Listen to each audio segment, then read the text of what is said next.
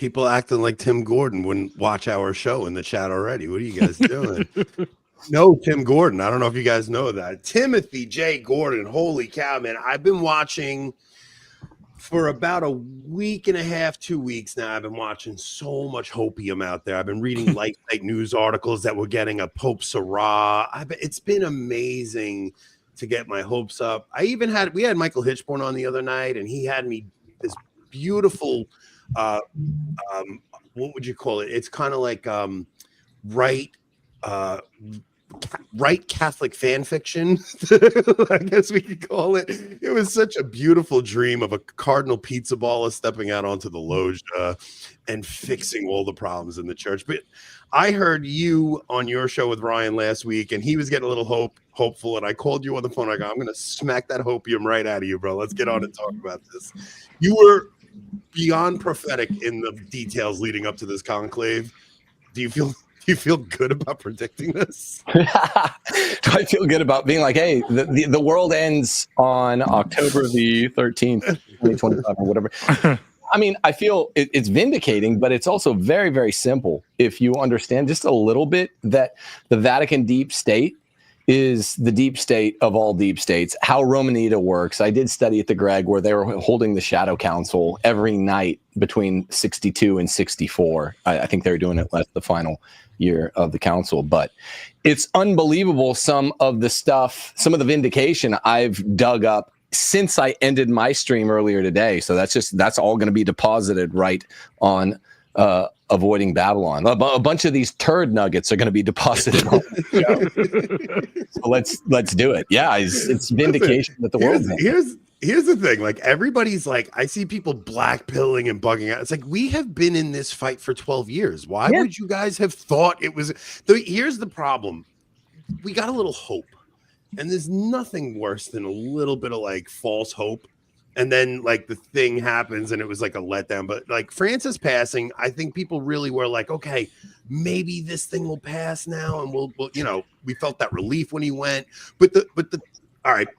The most depressing part of this to me is that we didn't even have a big enough block to hold them up beyond 4 votes. Right.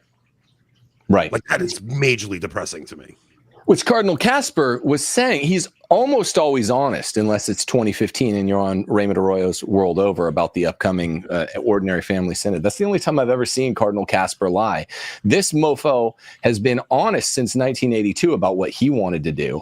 Yeah. And he said, like, the 6 hours before conclave began, 8 hours before conclave began, the conservatives don't have anyone. They have like 3 guys, and everyone hates them. All of the other cardinals hate him. They're treated the way that Bishop Strickland was treated in the USCCB. He's eating his bologna sandwich because he's a holy man who loves Jesus, all alone with no friends. Also, these guys are straight men, so they're eating their bologna sandwiches all alone.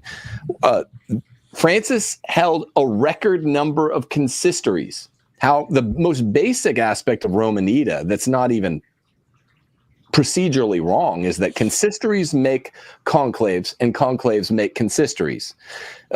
One hand washes the other, right? So popes who have record numbers of consistories under their watch, Francis had in 12 years, he had 10. Now I saw the number as 12 just a few days ago. I remember it being one every year, essentially. Yeah, 1 per year. This is a record number. I'll walk you through how many JP2 had. JP2 had 9 in 27-year pontificate. I've gone through all the 20th century popes, and none of them made as many cardinals per consistory per year as Francis. And this personnel is not policy. Personnel is destiny. So why did anyone think the conservatives had a block? I'll tell you the answer. I know I've been talking, but it's because they've been in the church 3 years, and Cope Springs eternal. Yeah. Cope Springs eternal.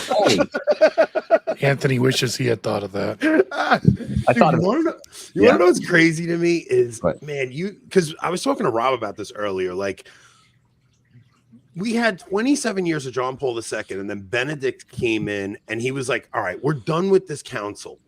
And I'm going to pick a name. I'm not going to go with John. I'm not going to go with Paul. I'm not going to go with John Paul. I'm not going to go with any combination of those. I'm going to take my name off Benedict, because we're all excited that, like, okay, he picked Leo the 14th. Maybe that's a good sign. But he did pick Leo the 14th because of Rerum Novarum.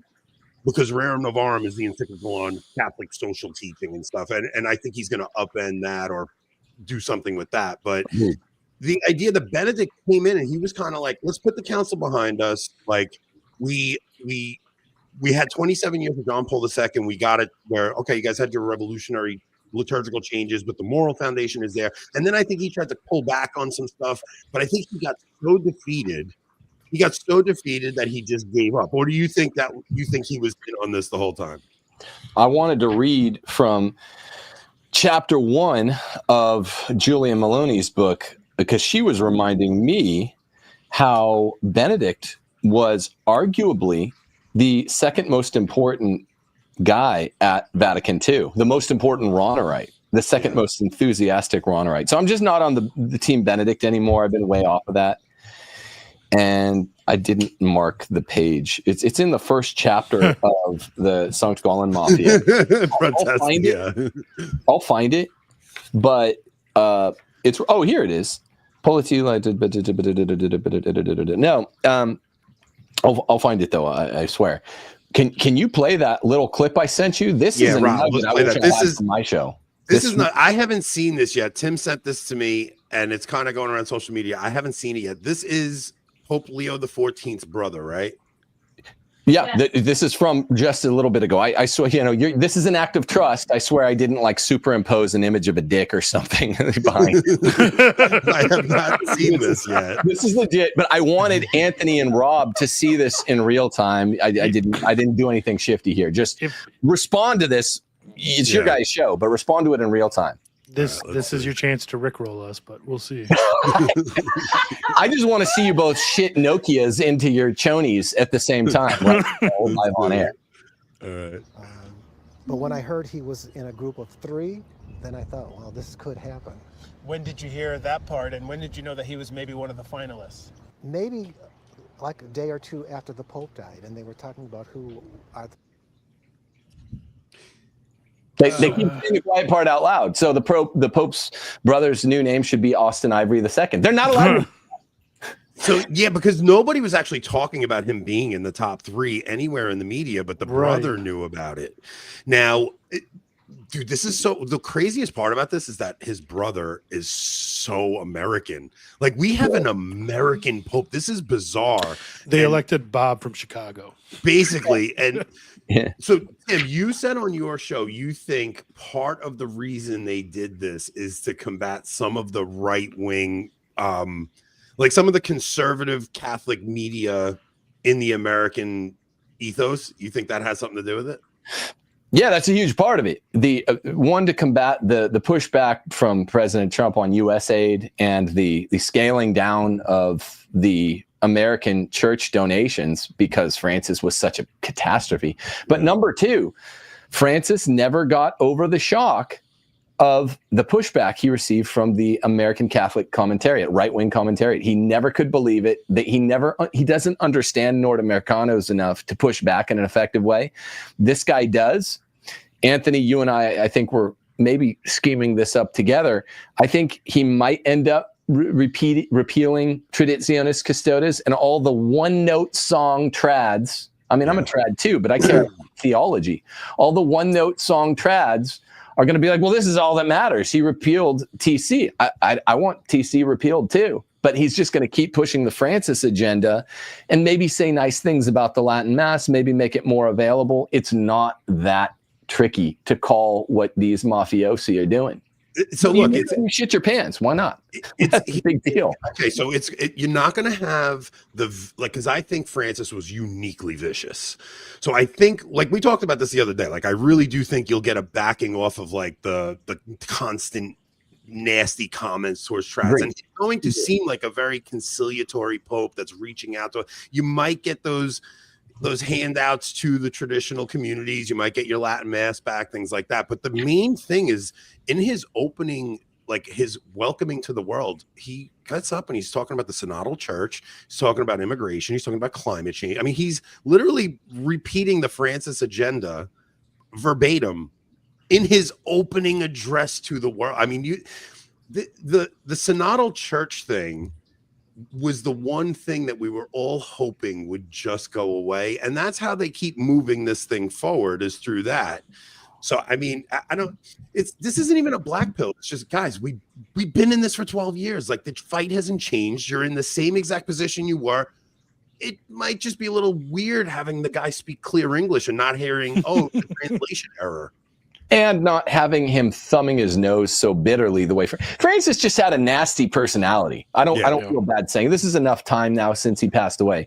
Francis was just a mean guy, and his contrarian spirit, like you pointed out, Anthony, could be brought out even against leftists, like those dumb chicks in the Disney documentary when they're like, "Are we going to get abortion and female deacons?" He just gets annoyed by people and starts slapping them, like he did to that Chinese lady before Christmas. You know, well, like, pulling his hand away when people are kissing the ring, right? Yeah, pulling his hand away. He's just a mean grouch. He was a nightclub bouncer. He was a nightclub bouncer at a questionable nightclub, and he was just a mean-hearted old dude. That was always well known about him, and he would pass out in fits of rage at Domus Santa Marta. Yeah. But make no mistake. Who are the two cardinal kingmakers? What's leaked out? You guys? So this is what's interesting, because I actually thought that, like, most of the Sankt Gallen mafia was gone, and dude, I feel so stupid for getting hope. Like, I just feel dumb. But Casper's feel dumb for getting hope. Casper's still around, and there's two things that happened. So 2 days ago, I watched an interview between Larry Chapp and Cale Zeldin, and they brought Prevost up, and Larry Chapp was like, "This is I have the clip, we could play it, but he had the what is it, the Egidio in Rome, or the Egidio in Rome, I don't know what it's called, but Zuppi was the cardinal of this organization, and they didn't back Zuppi, they backed Prevost. And Cale and Larry were talking about it, and they're like, okay, if he comes out on the loggia right away, you're going to start getting these suspicions about his handling of abuse cases, because he was horrible on that. Yep. And then Larry Chapp went, and we're going to play the clip because it's really interesting. Larry Chapp is a Communio guy. His blog is Gaudium et Spes, San Egidio. So his blog is Gaudium et Spes. This is a John Paul II guy, and he starts talking about what will happen if we get a Francis II. And he's like, we're going to schism. We may start like something like the SSP. Like, what would it be? The Society of St. Paul VI with like a Novus Ordo SSPX or something? I don't know, but it was very odd. Well, you want to play that now real quick, Rob? Sure. Yeah, let's go with that now. Prevost. Well, there's been some movement towards Cardinal Prevost, who's the head of the dicastery for bishops. And he was, liked by Pope Francis. His theology leans in the Pope Francis direction. His candidacy is being pushed by the community of San Egidio. Now, community of San Egidio is a very, very powerful movement started here in Italy. Huge. Very much associated for a long time with Cardinal Zuppi, who they're not supporting, strangely. Interesting. Yeah. Supporting Prevost. Now, the thing is, a lot of people are very, very, very concerned about this, because the community of San Egidio, even though they do a lot of great philanthropic work, they're a very large organization, they're very wealthy, they're very powerful, they're very influential, and yet whatever ecclesial movement or structure they touch turns into a kind of UN NGO, where they really dumb the faith down into a kind of pure secular philanthropy. And therefore, a lot of people would say, we don't want the next pope being within 10 feet of the community of San Egidio. So you can cut it there, Rob. I mean, that's just interesting, because this is before the conclave he's saying that.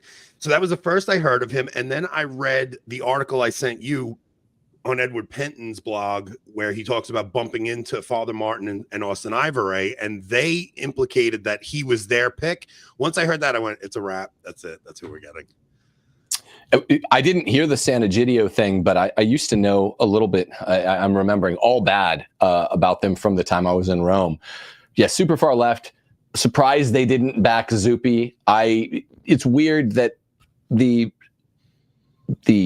I don't know, supreme candidacy of Pope Leo XIV was suppressed so late before the conclave, and it was only sort of allowed out a day before. I'm surprised they allowed it out a full day before. You saw that part the Larry Chapp interview that I didn't see.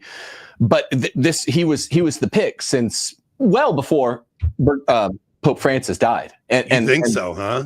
Oh, this is how the Gallen this has been in the works for a very long time. Of course, he was the pre-selected candidate. If the Pope's goofy brother knew about it a day after the Pope died, how long before do you think that Walter Casper knew about it? And I found this isn't for right now because it would take us off topic, but I found that part in Julia's book, Sankt Gallen Mafia. Yeah, Buster. Okay, so we could go off topic. Yes, we'll get back.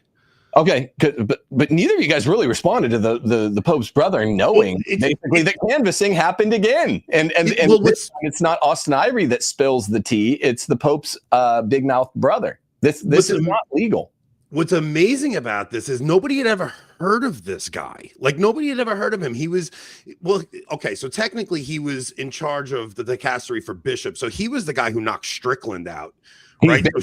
Yeah, but not big in the media. But he's also so cryptic that even on Edward Penton's College of Cardinals site, he's like an enigma. It's like they picked this guy because you can't get him on heresy or anything. He's never said anything. He hasn't said anything. You don't know his positions. I told you it would be that. It would be a lefty Francis II that is in the mold of one of the Francis II guys. Maybe he'd be more like pro LMNOPQ like Zuppi. Maybe he'd be more pro synodality like Tagle and Francis himself. But he's going to continue the program. But now they're going to get a craftier guy that has less of a record and can actually push back against the American right-wing media. The most important thing is who are the two cardinal electors that were his kingmakers? Cardinals Maradiaga, who made the Francis pontificate an sort of honorary member of the Gallen group. I've never heard him as one of the ones that actually met at Achille Silvestrini's apartment, but except on Via Gerusalemme. But he's the one that worked most with the Gallen group to make Francis. What did Cardinal Oscar Maradiaga also do? He's the one who made the career of Cardinal Cupich meteoric rising career, made him go from just a bishop to a cardinal. He's the one that put him in front of Francis.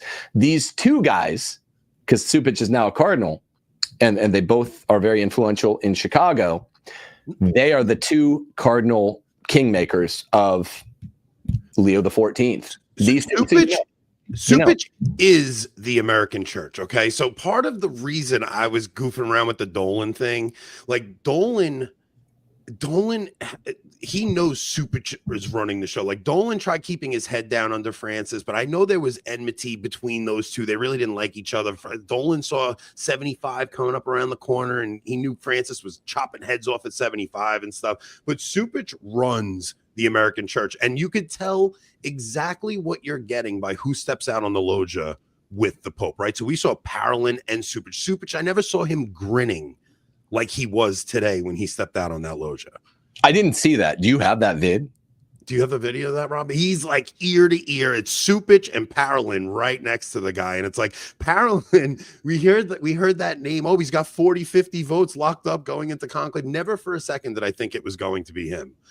And I kind of, after talking to you the other day, it was like, yeah, it's going to be a no-name guy that you can't pin down on something crazy. Because even the trads were talking about like beforehand, it's like, don't give this guy peaceful acceptance if they elect like a known heretic. This guy doesn't have like anything he's spoken loudly on in favor of. It's like his positions on same-sex unions is muddled. The only thing we do have is that he supported Francis in the communion for divorce and remarried, which is like the signature of the St. Gallen Mafia. Exactly. And what's the other signature? Non-specific to any one moral category, but predicable across all the categories, to be Aristotelian about it. Doctrinal authority to local bishops, which is just the Protestant Reformation. They wanted this and spoke about it a lot at the earliest Synod of Francis, that if you cross the border between Germany and Poland, then in Germany, it's legal to get a divorce and get remarried. have sex with someone new and you can get communion, but you cross the border, you go into Poland and you can't. That's all they want. That's really all they need. Then the church is no different from Protestantism, or I'm sorry, Eastern Orthodox. Then you just go to a different like autocephalous denomination and you can get the result you want. In law, we call that forum shopping. Which is what happened with the fiducia supplicans and the African bishops putting their foot down. It's like, all right, we'll give you guys a special carve out, but the rest of the church, you're dealing with this. Right. Yeah, but that's most important. Let me hold on one sec. I'm looking at this other thing. Yeah, take us on a trip, dude. Tell us what like. I want to go. I want to hear it. I want to hear. Okay, so I want some Benedict people, because I blackpilled on Benedict. This isn't what we're talking about here. Me, Anthony, Rob. This is not blackpilling. I am a papist, ride or die. I will never be Eastern Orthodox. I have a lot of ortho bro friends, and I'm like, sorry guys, you're just wrong. A horrible pope is better than no pope at all. But listen to the black pill on Ratzinger. Please get off the Ratzinger train. I used to be a huge Ratzinger guy and early Benedict guy. This is page 29 in Julia Maloney's book. And I know people know that Benedict admitted he was, before the student uprisings of the liberals in the late 60s, he was a liberal. But you can't get around this. One day, Martini would emerge as a spiritual heir to a key Vatican II revolutionary, Father Karl Rahner, S.J. Naughty pet. A German theologian suspected of heterodoxy in the time of Pope Pius XII. Rahner was arguably the council's most powerful man. Definitely.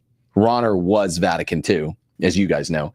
And one of Rahner's key collaborators in those days was none other than a young, brilliant theologian named Joseph Ratzinger. In October 1962, the month of the Cardinals' beginning, Rahner secretly met with a group including Ratzinger, the personal theological advisor of Cardinal Joseph Frings. A plan was being hatched to submit an opposing Ratzinger-Rahner schema in place of an official council schema, which you probably heard all this. Oh, John the 23rd allowed the schema of Vatican II to change. We're going to announce the fifth Marian dogma, and they said no, and it was going to be this based council. That's real. Ratzinger, together with Rahner, is the one that changed it. In those days, a coup began to form around Ratzinger. And also Ratzinger, just a little bit after this, in the 70s, started talking about having this contemplative two-part pontificate. I don't believe in Ratzinger. I don't believe in I believe they're all legitimate popes. I don't believe we've had a single legitimate post-conciliar good pope. And that's what cross-fertilizes the idea of the enduring legacy of the Sankt Gallen mafia. The members carry on until they die, and then new guys come and take their place. Achille Silvestrini became the Don after Cardinal Martini got Parkinson's disease. And now we have a new group, and I think Maradiaga and I think Cupich took the place of some of the dead members of the Gallen mafia. And that's why this has been decided for months, years, that it would be this guy. It's just funny that like the hope that people had it's silly, because this revolution did start back then, and to think it was just going to end like that it's crazy. Like this is it's a hostile takeover of the Catholic Church. It's not going to stop on a dime like this. It's going to continue on. Like, I can't separate seeing this from the passion of the church and just seeing that it's like the church is going to continue on this path until we're ready for the cure. Like, people are still not ready for the cure. So you can't have the Pope of Restoration yet. The thing has to die. Like, the fact that they couldn't muster up enough guys to get this thing beyond 4 votes should really open everybody's eyes of how bleak it really is in that conclave. Like, they couldn't even 4 votes. That's nothing. Like 4 scrutinies and they got their guy. There's no opposition to this. But also, you guys, Rob, I haven't heard either of you react to the fact that the Pope's brother opened his big trap and said he knew he was in the final group one day after the Pope died. I didn't hear him say one day after the Pope died. That's why I didn't actually hear that clip. You want to replay it? Yeah, replay it, because I didn't hear him say one day after the Pope died that he was in that, because he was not mentioned anywhere in the media, nothing. Tim's not going to rest until you guys start throwing things. Yeah. Throwing turds around or whatever. Find some, go to your litter box and start hurling objects. No, because the who was it? ABC interviewer was like, well, when did you hear this? That he was in a group of finalists. Yeah, let me hear that again. I got to hear this. Let's hear it. But when I heard he was in a group of 3, then I thought, well, this could happen. When did you hear that part, and when did you know that he was maybe one of the finalists? Maybe like a day or 2 after the Pope died, and they were talking about that is insane that he's in the final 3 a day after the Pope died. That means it was always between Parolin, Tagle, and him. No, that's fake. It was always him. Yeah. And they just, what they're telling, I guess, the future Pope's friends and family. Yeah, he's in the running. Is there's a group of 3. But here's the key. Here's the proof text. That if he knew it, and he's just a layman running around in civvies, the Pope's brother, then all he really had ostensible access to is what we did, which is like, oh, who's going to win? Is it Cardinal Sarah or Cardinal Pizza Ball? And I was laughing at the people that thought that. He had inside access. So if he had inside access, what were they saying? They're saying, they're telling you, no, everything we've been telling the media is misdirection. Same as in 2005 when Bergoglio was the strong number 2 showing. And this is the way the voting is going to go. 4 ballots is the ties for the quickest we've had since 1878, guys. The quickest ballot we've ever had in the last 150 years was 1878, which gave us Leo XIII, his namesake predecessor. But 1939, never mind. But it's been since 1939, 85 years since they beat out in terms of quicker, fewer, lesser ballots. What happened here? This was a foregone conclusion, and the Pope's brother just opened his big mouth. You're not supposed to admit that. It's the thing is, you kind of blew it for us because we probably would have got an Austin Ivory book detailing how this was the plan from 6 months ago. But you had to open your stupid mouth and fight with him on Twitter, and now we'll never get that book. So all we have is this little interview from the brother. Right.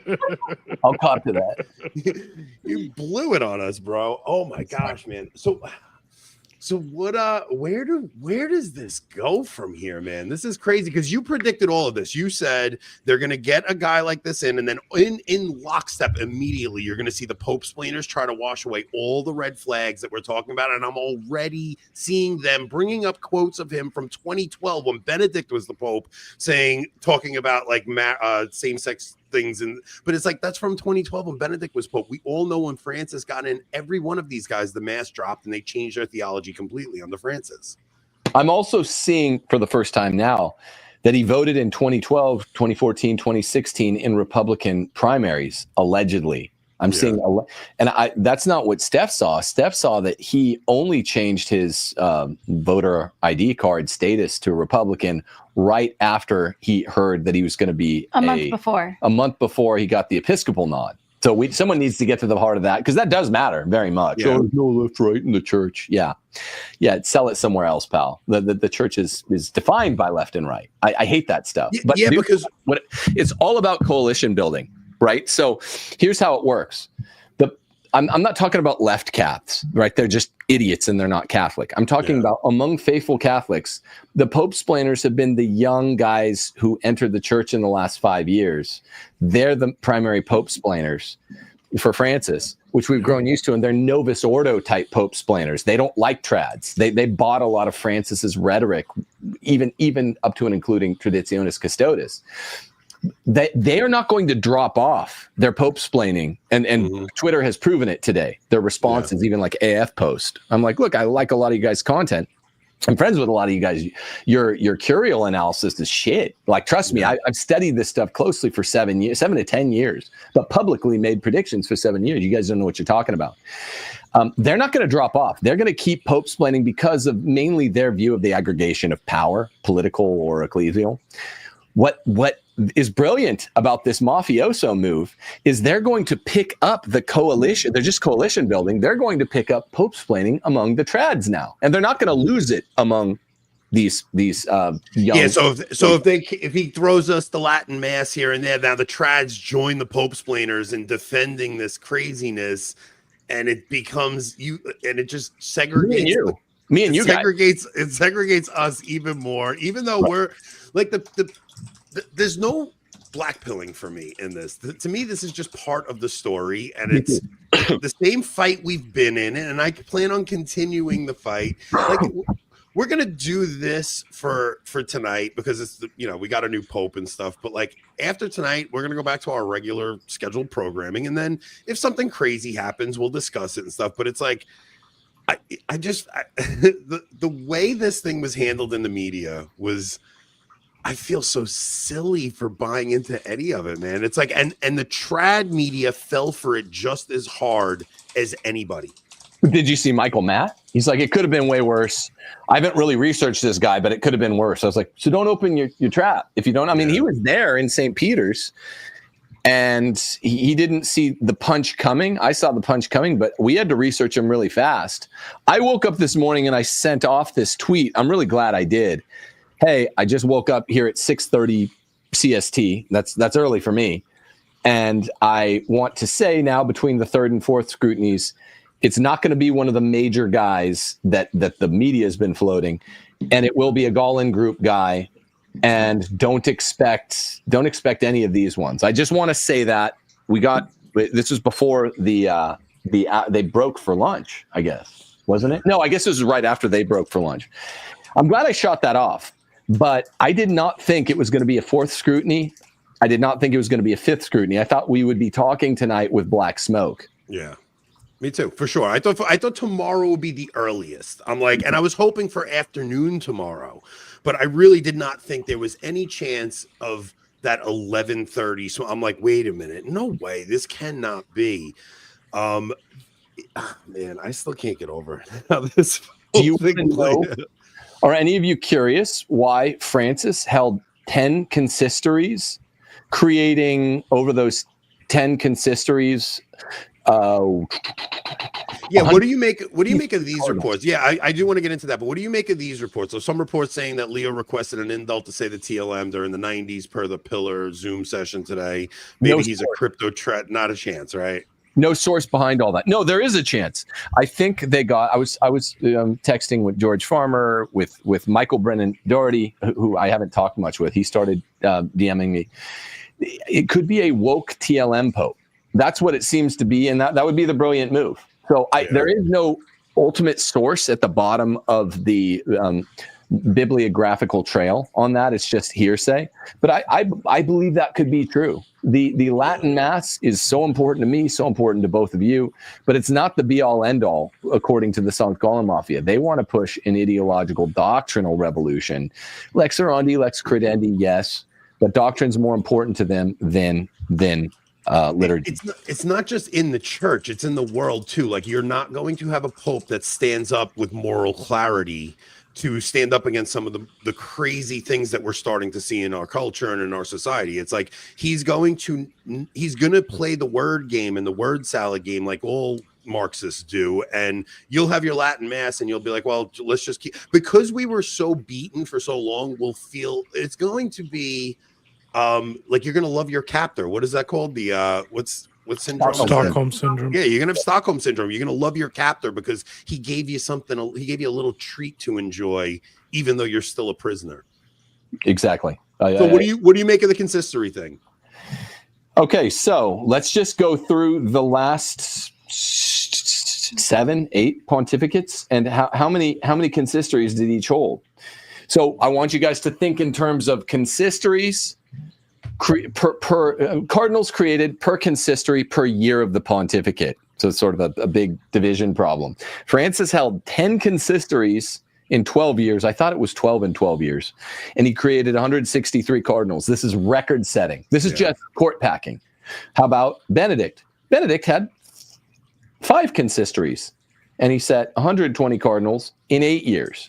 Okay, so not nearly the rate that Francis was. John Paul II, 27-year-long pontificate, one of the top 3 longest pontificates of all time. And he, where was it? He had 9, right? He had 9 consistories. So Francis beat him in 12 years. He beat him, and he created a lot of cardinals. He created 231, but we're going cardinals per consistory per year. Paul VI held 6 consistories, 143 cardinals, and he was a longer pontificate than Francis. He was a 15-year pontificate. Why did Francis rush to do so many cardinals and so many consistories? John the 23rd created only 52 cardinals and 5 consistories. It was 5 consistories in 5 years, though, so that's quite a lot too, but he's a well-known liberal. Pius the 12th only held 2 consistories, and he created 56 cardinals. See, the conservatives never try to win. They never try to pack the courts. That's where we lose.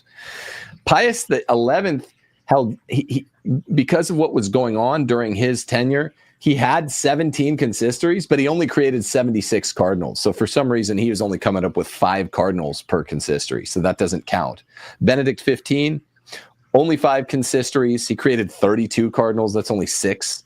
And that was in an 8-year pontificate like Benedict. Pius X created 50 cardinals in 7 consistories. What do you know? Francis beats them all. Yeah. Personnel is destiny, not just policy. Yeah. It's Not like hard. and not just that, like it was Prevost elevates McElroy, like he's in charge of bishops. He's the one putting these guys in key positions, getting rid of Strickland, putting McElroy in DC, and he knows every bishop around the world, because was it just in America that he was in charge of that? Was that worldwide? Like was No. all over the world? He's the prefect for the dicastery of bishops. He is one of the curial guys. He's like number 5 in the church. He was just kept out of the spotlight. Yeah, but so I'm not saying he was not papabile or he's a no one. I'm saying what they were feeding to the media that everyone was buying, what they're even feeding, I guess, to Vegas odds makers. He was still like the number 5 in the church. He was the guy that visited Strickland and axed Strickland, and he's the guy that did all the bad uprising. Oh, yeah. And How about this last article I sent you, Rob? Let's just check. What? Hey, whoa. Wow. That is quite the super chat. Oh, my God. Listen, not for nothing. Tim's got donors. Everybody's got donors. Where are all my rich millennials that are going to start being donors? I want to go to Rome on the next conclave. You guys got to be kidding millennials. Me. There's no rich millennials. There's no rich millennials. The boomers still have it all. Hey, guys. I'm not trying to be class. Congrats. Returned to Catholicism about a year ago after I found the show. Returned to the sacraments and have a prayer life now. Wanted to show my thanks. I love how you guys talk about young men and how awful dating is for us. Maybe it's a trial that we young guys need to console with Christ's passion while putting ourselves out there. Love the show. Thank you, House Music. Yes, very grateful. That is awesome. Rob, why don't you pull up the article I sent last, the Daily Compass article? So, pedophile priests cover up, cast shadow over Prevost, cardinal who selects bishops. Now, this is from 2024. From the moment Robert Prevost was appointed prefect for the dicastery for bishops in 2023, attempts to erase the clues about how he covered up 2 priests accused of whatever in his diocese of Chicalo, Peru, have multiplied, including the persecution of the alleged victim's lawyer and the appointment of a friendly bishop, a new scandal in the Vatican. Allegations of abuse against 2 priests and accusations against the bishop for covering them up. In itself, unfortunately, this is nothing new, but the bishop in question this is crazy that they actually allowed somebody with this kind of past to step out there, to me. I know. They said they wanted to avoid scandal, didn't they? Like, what is going on? So, Tim, how do you think this game's out? Because I do want to play the Larry Chapp clips because they're so interesting to me, because he specifically said, if we get a Francis II, this is what we're going to do. Rob, play the first one. We played the first one. Play the second one. Yeah, play the second one, because this was like bonkers to me. And when he said it on Kale's show, Kale almost didn't pick up on it. I'm like, are you going to just let this hang? Hanging on by our fingernails. We want to just have a good pope this next time around. If they elect Francis II, and he's actually even worse than Pope Francis, then the thinking is we're just going to say to hell with it. We're going to create some alternative ecclesial reality of some, not a Protestant Reformation type thing, but so then we're really, what you're saying, then we're really going into a kind of an Avignon type situation. Yeah. That's fascinating. Yeah. Where in other words, a real schism where a bunch of Catholics might say we no longer it's a kind of the Sedenvacantism thing, not really saying that the Pope isn't the Pope, but saying, you know what, he's an idiot and we're going to elect our own Pope. We don't like this one. We're going to elect our own over here. And you might end up with rival popes. You might. This is that to me to hear from Larry Chapp. Lawrence Chapp, or Lawrence W. Chapp. I don't know what his middle name is. That was shocking. Like, I cannot believe because to me, the thought of going Sedenvacantism doesn't even occur to me. I've lived through this for 12 years. I'm not even like, but, and the things they accused you of, the things they accused Taylor of, it's like the trads are trying to split the church. And then he pops out with something like that. He's not even saying, like he said, he's not saying that they don't think that he would be the Pope. They're saying, we don't care that you're the Pope. We want a different one. And we're going to elect way a worse. Separate, so when he said that, I'm like, wait, and Kale kind of just let it go. And I'm like, excuse me, are you, what is going on here? So I just said, do you think there's a possibility of two claimants coming from this conclave? Because Tim, with the letter you sent to Burke, like, do you still leave room for some crazy thing to happen after? Because I'm really curious to see what Sarah and Burke and Erdo, all the guys we heard were on our side. I'm really curious to see how they handle this new election. If they saw the same exact shenanigans that happened with Francis happened in this one, are they going to just stand by silently? Is Mueller going to just stand by silently? I think Burke's already put out a letter today. It. Yeah. What did he say? Yep, he already accepted it. Yeah, I think Sarah has two possible. So weird. What did he say? Let me see if I can find it. This is so all hopes of some craziness happening in this conclave are gone. They're just, everything's just go along to get along.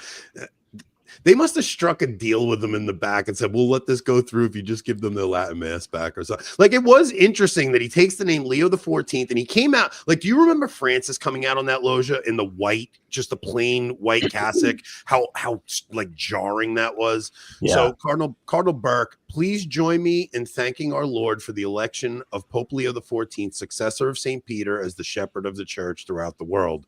The Shrine of Our Lady of Guadalupe at La Crosse has a particularly strong bond with the Roman pontiff, especially through its affiliation with the Papal Basilica of St. Mary Major. I urge all pilgrims and friends of the shrine to pray fervently for Pope Leo XIV and our Lord through the intercession of Our Lady of Guadalupe. St. Peter Apostle and Pope St. Leo the Great will grant him abundant wisdom, strength, and courage to do all that our Lord is asking him in these tumultuous times. May God bless Pope Leo and grant him many years. This is wild. I don't understand this man temperamental. I don't understand that. I hadn't seen that. So look, okay, here's what I'll say. I think Sarah has something too I can find. So, like, before we came on tonight, Rob was like, I don't know, man. It's the new Pope. It's Pope Leo XIV.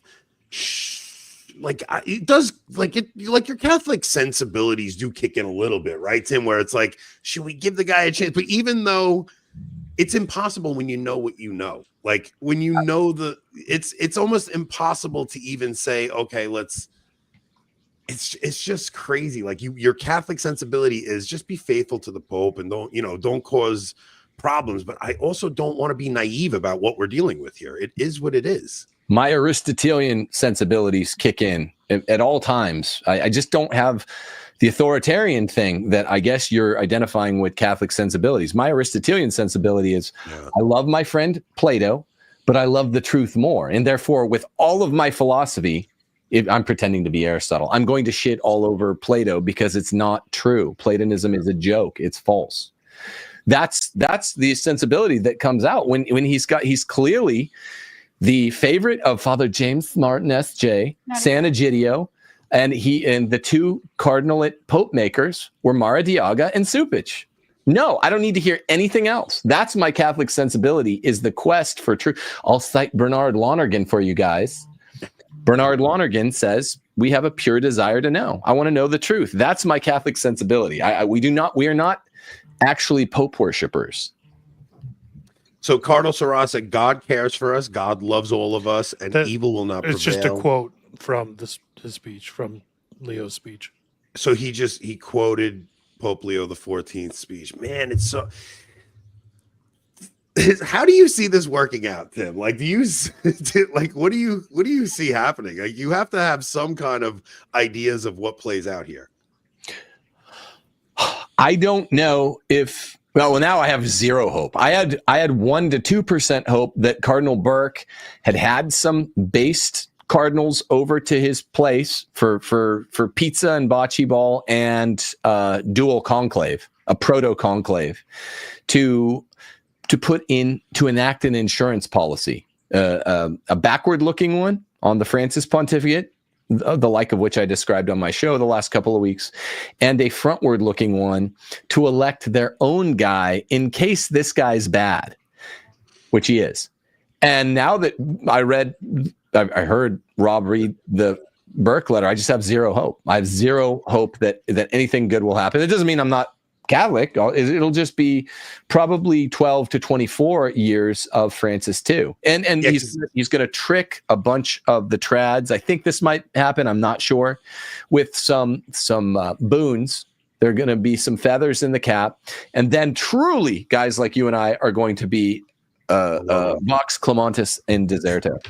I tweeted out like 2 weeks ago. I said, I don't want. No, that was November. In November. No. I tweeted out recently the Oh. John Paul II one. Let me see. On April 24th, I said, John Paul III or Benedict XVII will not save the church. Give me Leo XIV or Francis II. No in between. Wow. Yeah, but you had a similar tweet back in November even. Back in November, when Trump won, I said election is locked. The presidential election is locked. Next, we'll lock in the conclave. Pope Leo XIV is on his way, and holy cow, man! But just look. Okay, we're getting into accelerationism because this is what me and you spoke about when I was on with you last week. It's like I didn't want an interim pope. I wanted this. Like, I want this thing to come down because it's so rotten. It's cannot continue. And I think more people, like you're saying, you think it's going to go the other way where people are going to be dragged over to the Pope's plainer side and things like that, where I think if you accelerate things, more people will wake up. Like, we've woken a lot of people up over the past 7 years specifically. Like, since 2017, a lot of people have been like, I've had enough. I can't take this. So do you think those couple of nuggets they throw to trads are really going to put people back to sleep? Trads, people don't know where to stick me among the trads, but I consider myself a trad in the slightly broader context. I care about doctrine even more than the Latin Mass, but I love the Latin Mass. I hate the Novus Ordo. Just so everyone won't start saying extra mean things about me. You can say mean things about me, but don't say extra mean things about me. Trads that mainly care about the liturgy and don't care as much about doctrine are the older rank and file trads of the 80s and 90s. They are like a song with one note.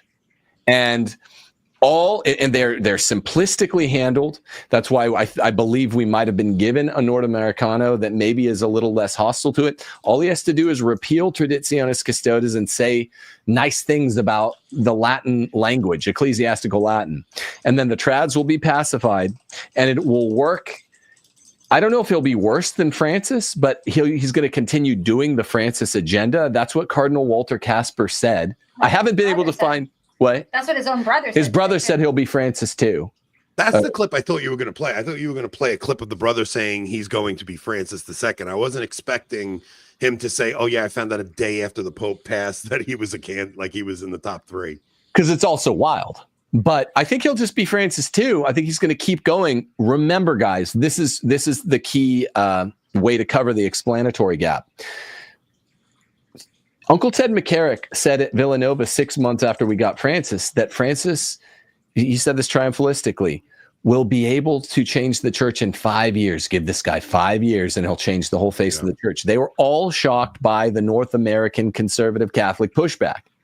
And they had those. Remember in 2014, Cardinal, one of the 4 dubia cardinals, one of the 2 surviving ones, Cardinal Walter Brandmuller, said what the 4 or 5 agenda items of the Gallen mafia were.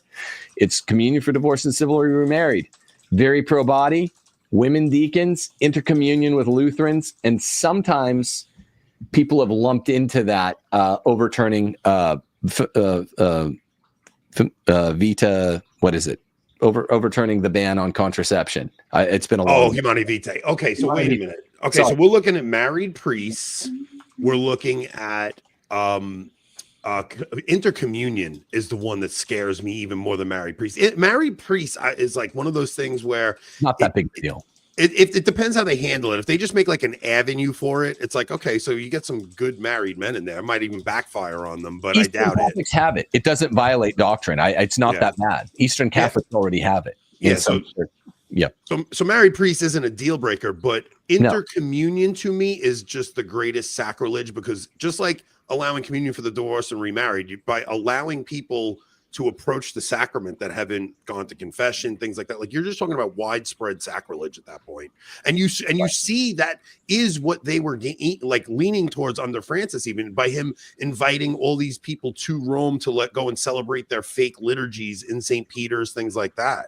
And the German Synodal Way was doing it. Heiner Wilmer, who was Francis's first choice for number 2, once he fired Mueller, then fired Cardinal Ladaria Federer, whatever his name is, he picked Heiner Wilmer. Heiner Wilmer was a big fan of this. So what I was saying, just to connect the dots, Francis's agenda had to go far slower than all of the mafiosi, the Sankt Gallen guys, thought it would go. In 8 years, they didn't accomplish half of what Uncle Ted said he would accomplish in 5. All they accomplished was Amoris Laetitia with a definitive check. The Amazon Synod at the outbreak of COVID, that was supposed to be checkmark number 2, women deacons. Remember the attachment to the document at the Amazon Synod, Carita Amazonia? That was supposed to be it. He had to back it off because they were so shocked by the American pushback. So it went slower, and they couldn't believe how much American conservative pushback they were getting. So now they're like, let's get an American conservative in there. Maybe they had him, I don't know, start voting Republican earlier, if that's true, that he was actually voting in Republican primaries. And we'll address that, and he will just continue getting agenda items 2, 3, 4. So he might just be identical to Francis on the key issues. He won't be identical in all ways, though. Yeah. No, and even him like registering as a Republican thing, like, and because I saw Charlie Kirk tweeted out today, he's like, I'm seeing that the guy was pro-life. It's like the pro-life thing is such low-hanging fruit. And I don't mean that it's not important, but it's like, I watched Cardinal Wuerl, I watched Cardinal McCarrick, all of them going to the March for Life every year. They know exactly what to say to get you to let your guard down that you think they're a good guy. I mean, it's such one of the Gallen or Lavender Mafia, or even the German Synodal Ways issues. They never cared about gender ideology. So shut the front door about Francis was anti-gender ideology because they're a bunch of homos. They're not trannies. Yeah. They're a bunch of homos. So they don't care about that. And homos don't care about abortion. They don't have to worry about it because they're not running around laying pipe with the ladies. They're not impregnating the ladies.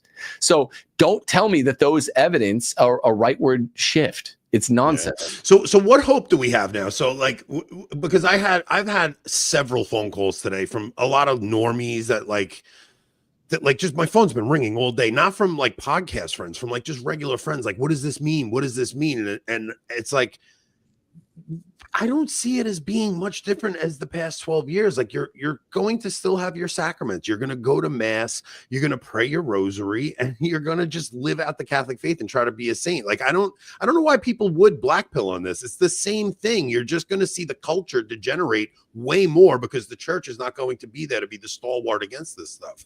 Exactly.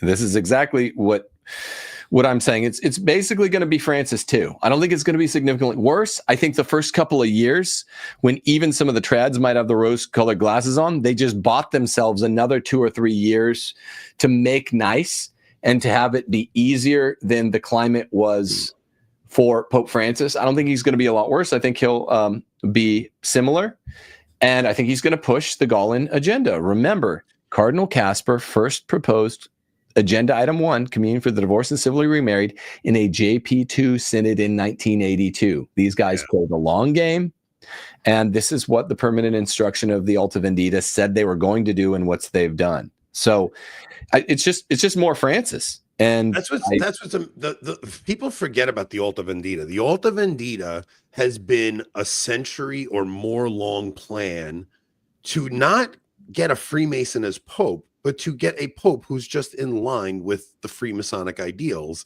So when Francis passed, the Freemasons were like, hey, he was our guy. It's sad that he's gone. So now if you get another guy that's just like that, but he's a little more savvy, especially to the American way of thinking, because Francis really did have like an allergy to America. He was South American and he just despised America. That was what was so interesting about them getting an American. It's like you would think they would have said, okay, America is this huge superpower. We don't want to align the church with America, but they would just think about that alone. They would never elect a guy who has right-leaning views who's from America. It would just never, ever, ever happen. Of course not. Of course not. And Ryan, my friend Ryan, who came on the podcast a couple times, he's actually starting work and pray site, and he's going to do some YouTube vids. He was going to go live today with his first, but YouTube blocked it. He just said, it just hit me. Leo XIII wrote an encyclical on American. Yeah. Oh, on Americanism. We're on Americanism. So that's a little nod there. Also, remember, you might not know this, but liberals, clueless, like shit libs in the church, morons, have the kind that would teach at Catholic school in the 90s and early 2000s. They would try to claim Rerum Novarum as, oh, this is a leftist document. This was very common in the 90s and early 2000s. It's not claimed anymore, but that's the kind of stuff we're talking about. If we got a sort of boomer shit lib, oh, Rerum Novarum's leftism, nonsense. And you heard, I think, James Martin, and you heard some CNN people reporting on this is why Leo the 14th might have picked his name. I think that's right, together with the Americanism bit. Yeah, it was just like Francis picking Francis. It was the same thing. Like Francis didn't pick a post-conciliar name either. He picked Francis because they have this hippie version of Francis, of Saint Francis, in their head that they've always tried to take over and put forth, right? Like the whole thing with Francis being a climate guy or something because he spoke to animals. They've always tried to co-opt the narrative of Saint Francis, and that's why Francis picked that name. He's going to pick Leo the 14th. We wanted Leo the 14th because we thought he'd be based, but he's going to pick Leo the 14th because they're going to cherry pick some of the things Leo did, and they're going to co-opt them and put them to their own purposes.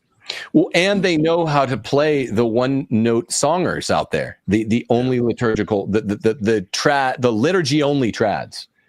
They're just going to be like, oh, these guys loved Leo the 13th. He's like my favorite pope. I was saying I wanted Leo the 14th too, but it buys them some time, bro. That's all they're doing. That buys them 6 to 12 months just with that pontifical name. Well, look what happened even with the garb he wore on the loggia. He wore more traditional garb, and everybody's like falling over themselves. They're all shitting in their pants in a happy way. I'm shitting in my pants over a sad way. We all need a change of pants today. And literally that garb he wore bought him another 6 to 12 months of pushing the ball forward. Yeah. These are the winter warriors, the winter soldiers.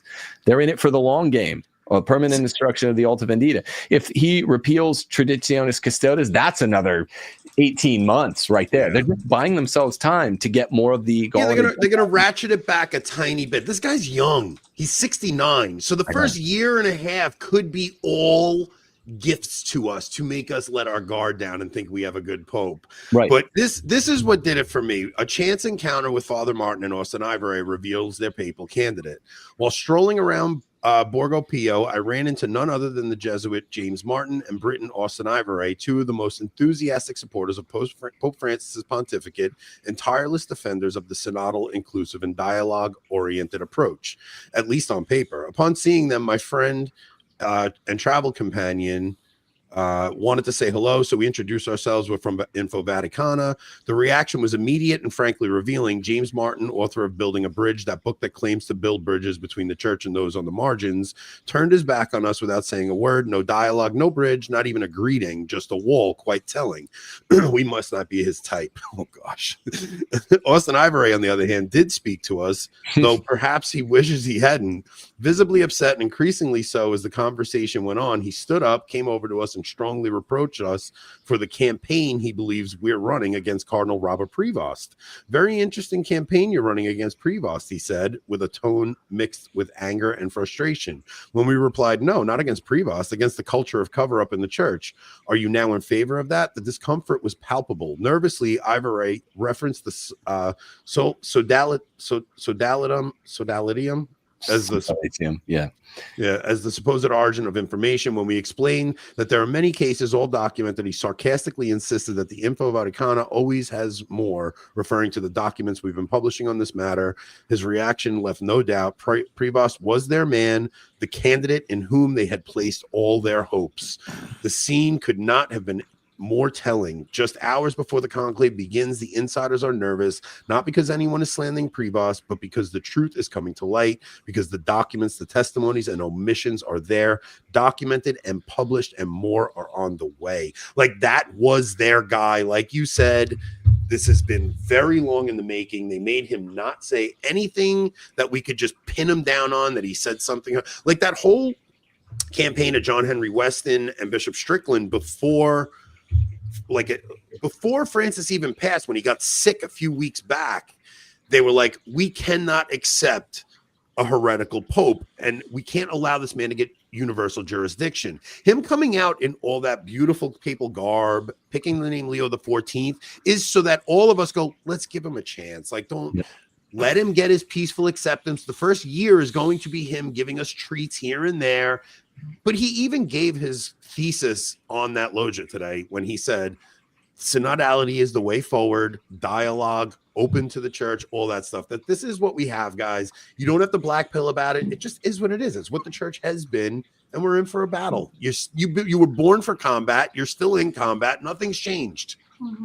Exactly. By the way, hat tip to American Reform, one of my favorite Twitter accounts. He just sent me Leo XIV is anti-death penalty, Francis too. And I just retweeted it. Follow me on Twitter at TimothyEology. If you want it, I can read it in a second. Do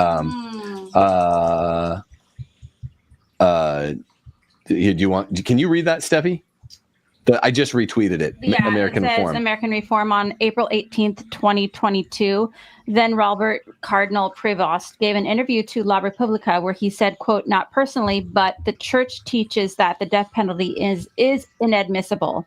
In the story by the news outlet, the prelate was described as follows: following the abuse suffered by a girl in the Lembayesk region, the bishop of the diocese of Chiclayo in Peru, Chiclayo, Monsignor Robert Prevost rejected these violent acts that generated indignation among the population. However, he said that the church does not accept the death penalty and proposes joint work to avoid similar situations for justice to prevail.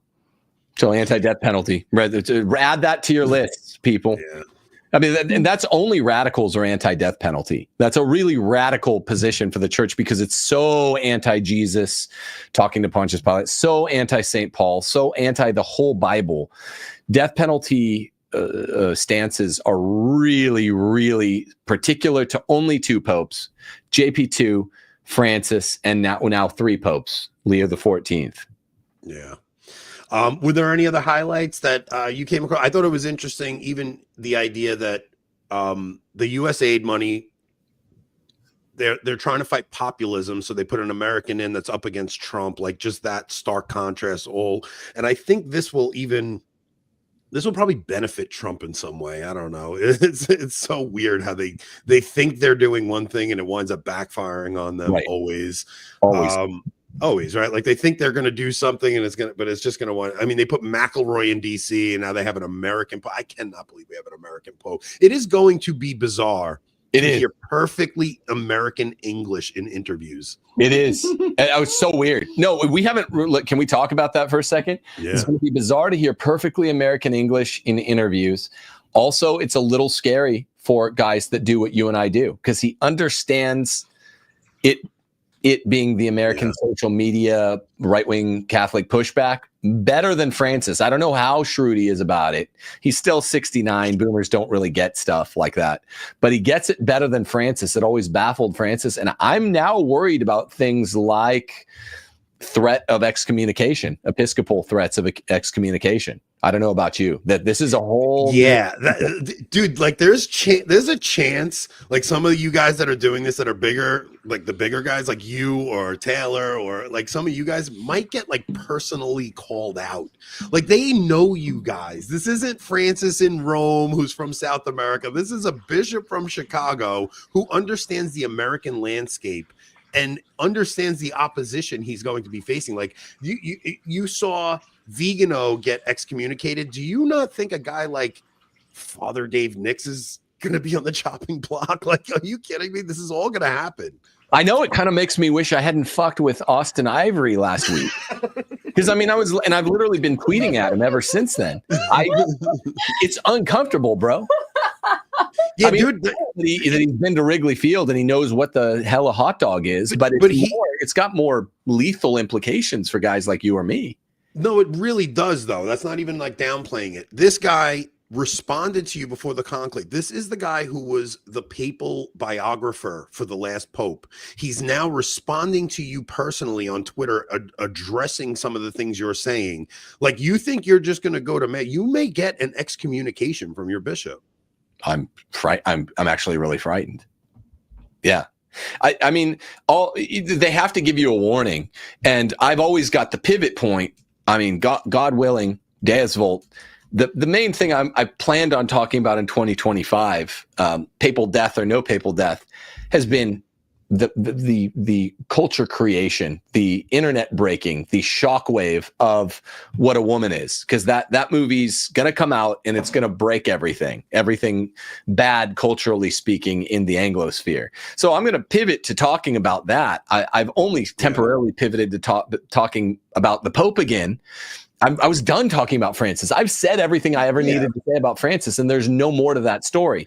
But now we have Francis too, so we have to talk about it. I'll be happy. It's day one. Like, can we? That's what. So okay. So Rob, like I said before we came on, Rob was even debating. He's like, I don't know if I even want to come on. Like, I don't know. Let's give the guy, just because his Catholic sensibilities were kicking in, and I was like, it's a good instinct. Like, I understand it, but it's day one. Like, I want to just come in and lay it out on the table, and then we figure out kind of a battle plan and what we're going to do. And what we're going to do is just live our lives as Catholics, and we're going to go to mass and hope that things don't get so chaotic that we're like, I don't want to talk about the Pope. It's just the first freaking day. The guy just came out. How do you not discuss this?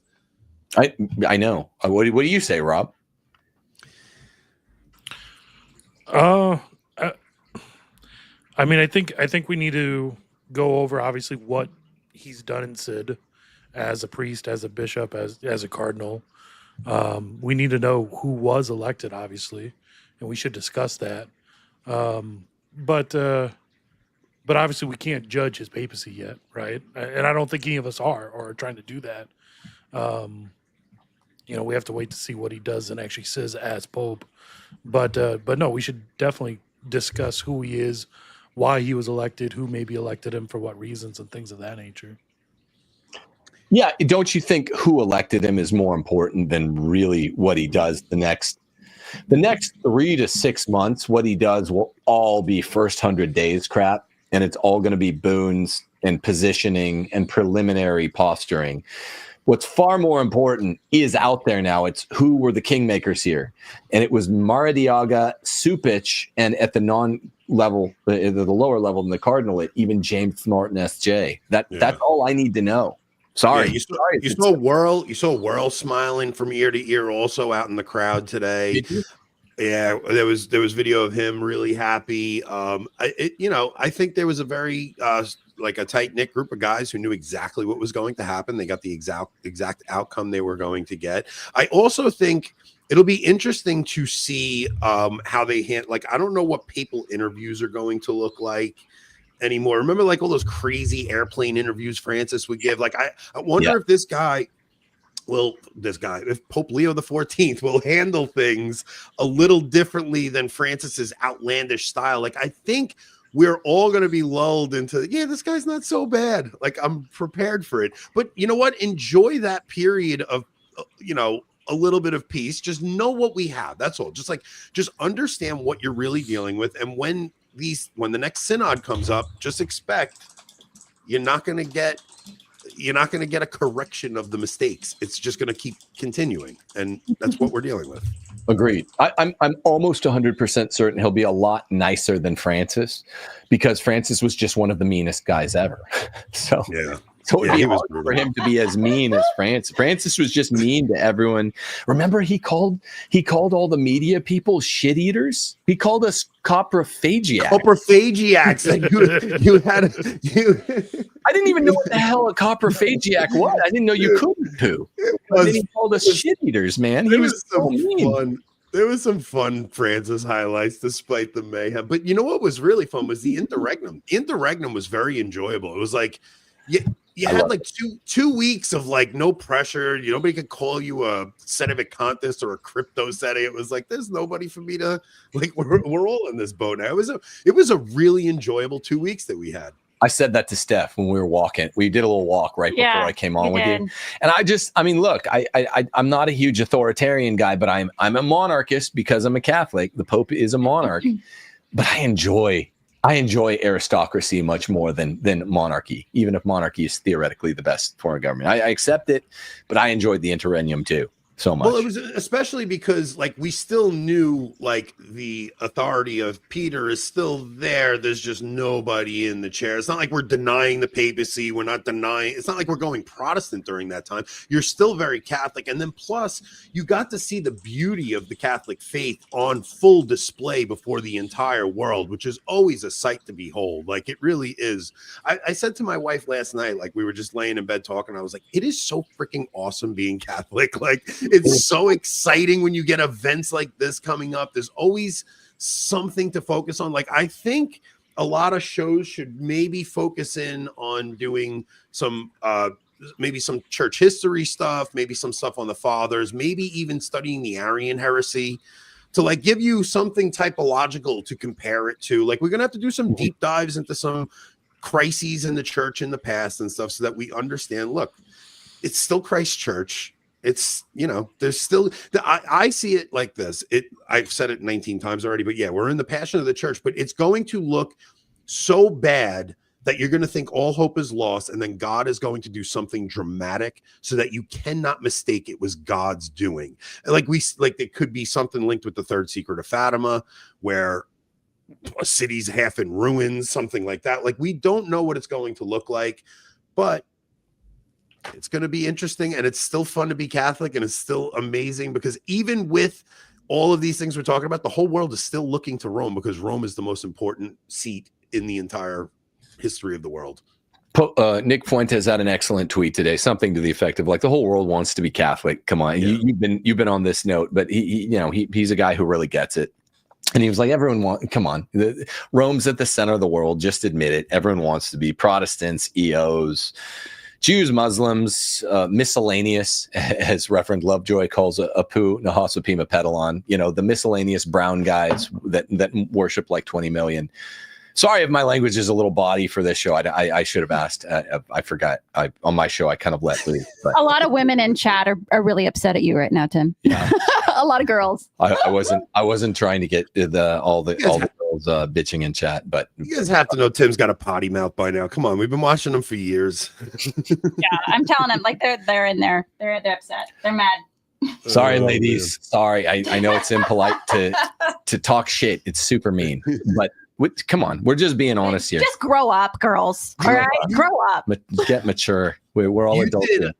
You did like 3 hours off the cuff today, and it was really amazing to watch you just like handling information coming in on the spot, man. I was just sitting there in awe watching because you didn't know anything about the guy at first, and you just like I was texting you stuff to like give you material for the show. I'm like, yo, check this out.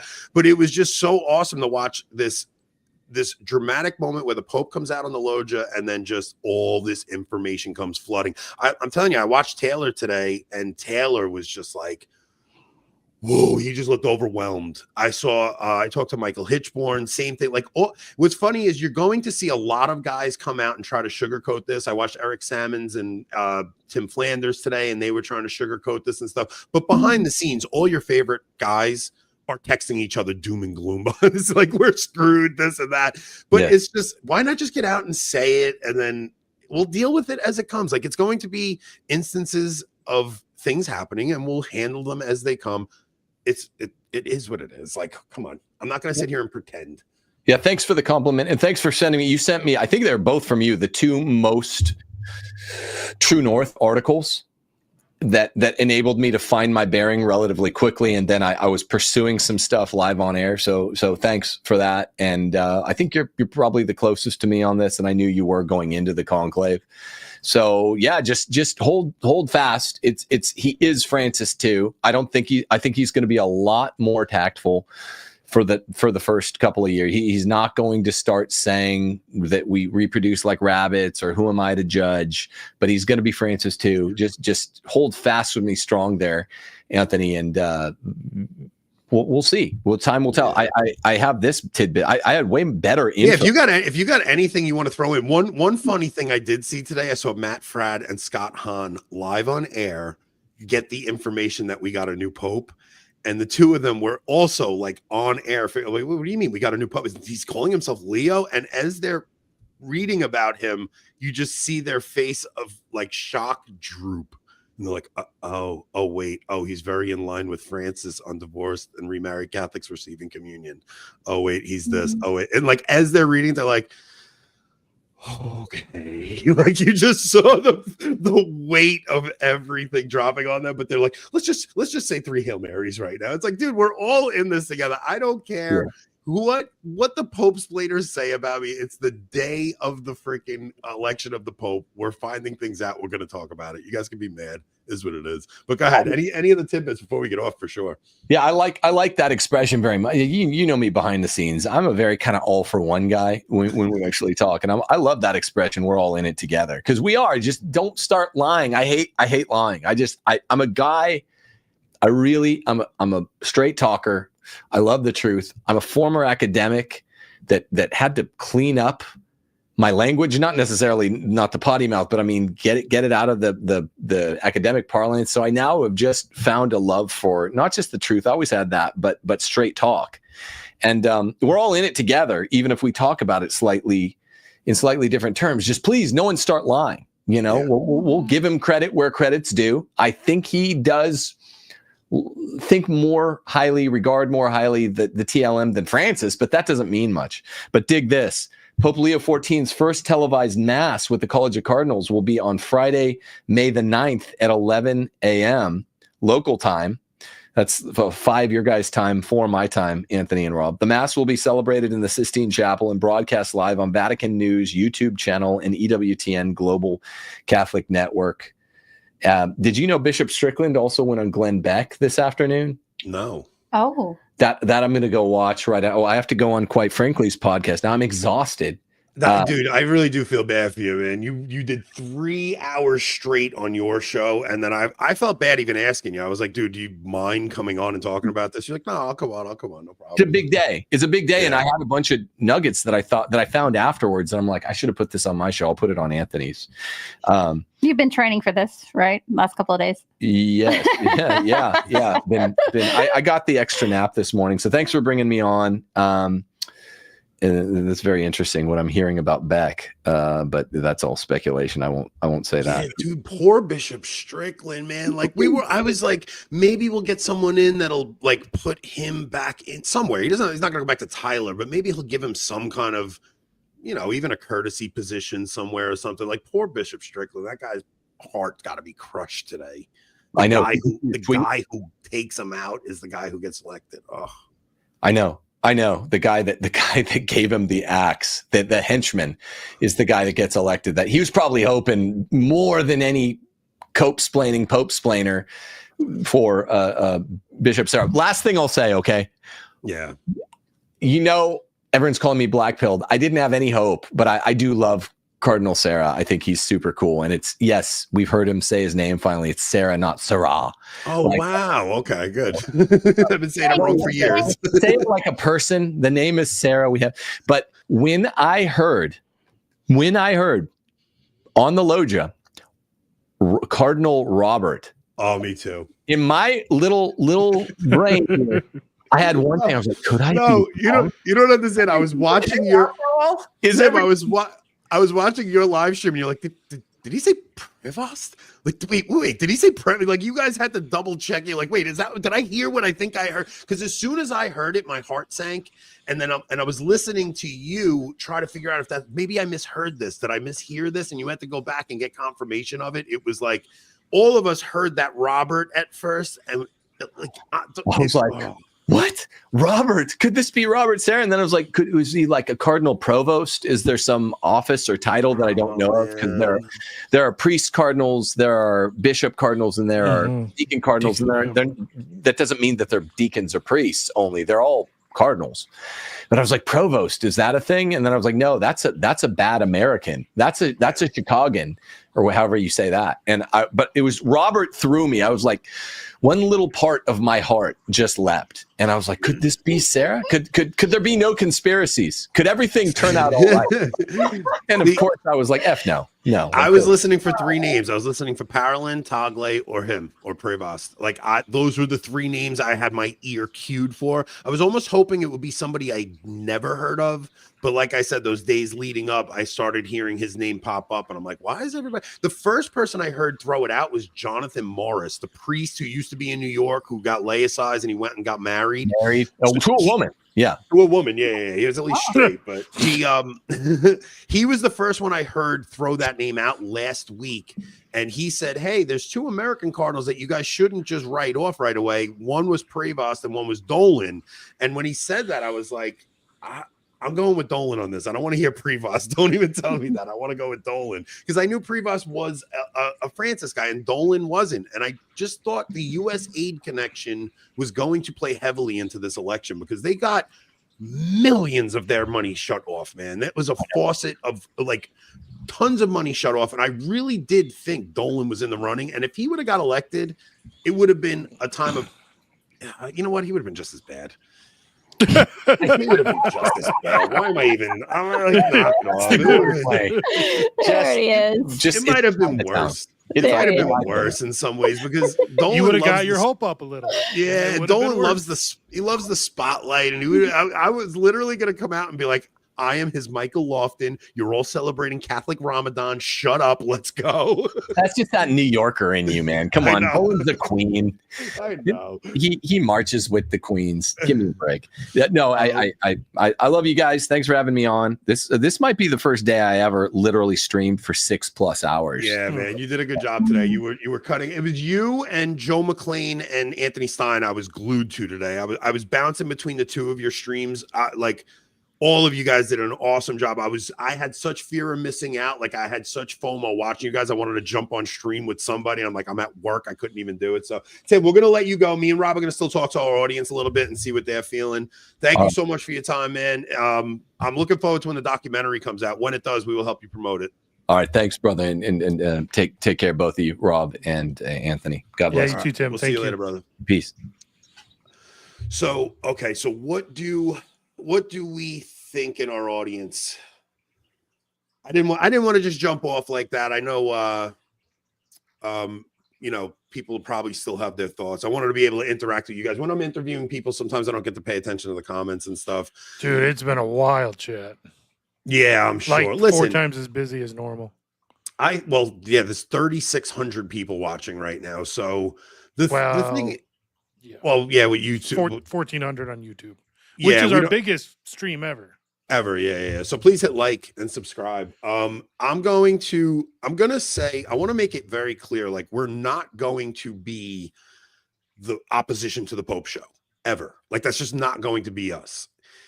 We're going to handle this the same way we handle Francis. Like, if something big comes out, we'll talk about it and we'll we'll discuss how we're going to handle that thing. But like, he's still the Pope.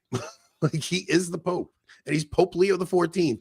So we're going to just, you know, okay. So 2 weeks ago we had that show, and I said to you, things are going to get very bad. I think we could get a really bad candidate in, and I think it's going to be our job to make sure people understand this is actually part of the story.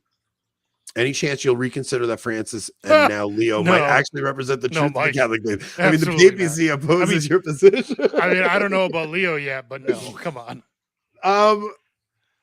No, Mike. No. Mike, this is a revolution, bro. Come on, man. If I were to say that, then I'd have to say the previous 265 popes were wrong.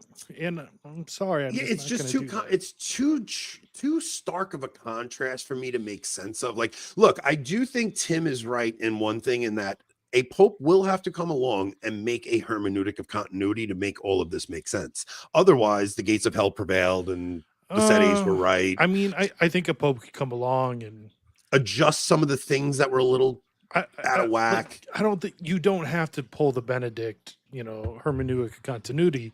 I think you can say, like, almost everything that's happened since 1962 has been done in a fallible way. And guess what? It was all wrong.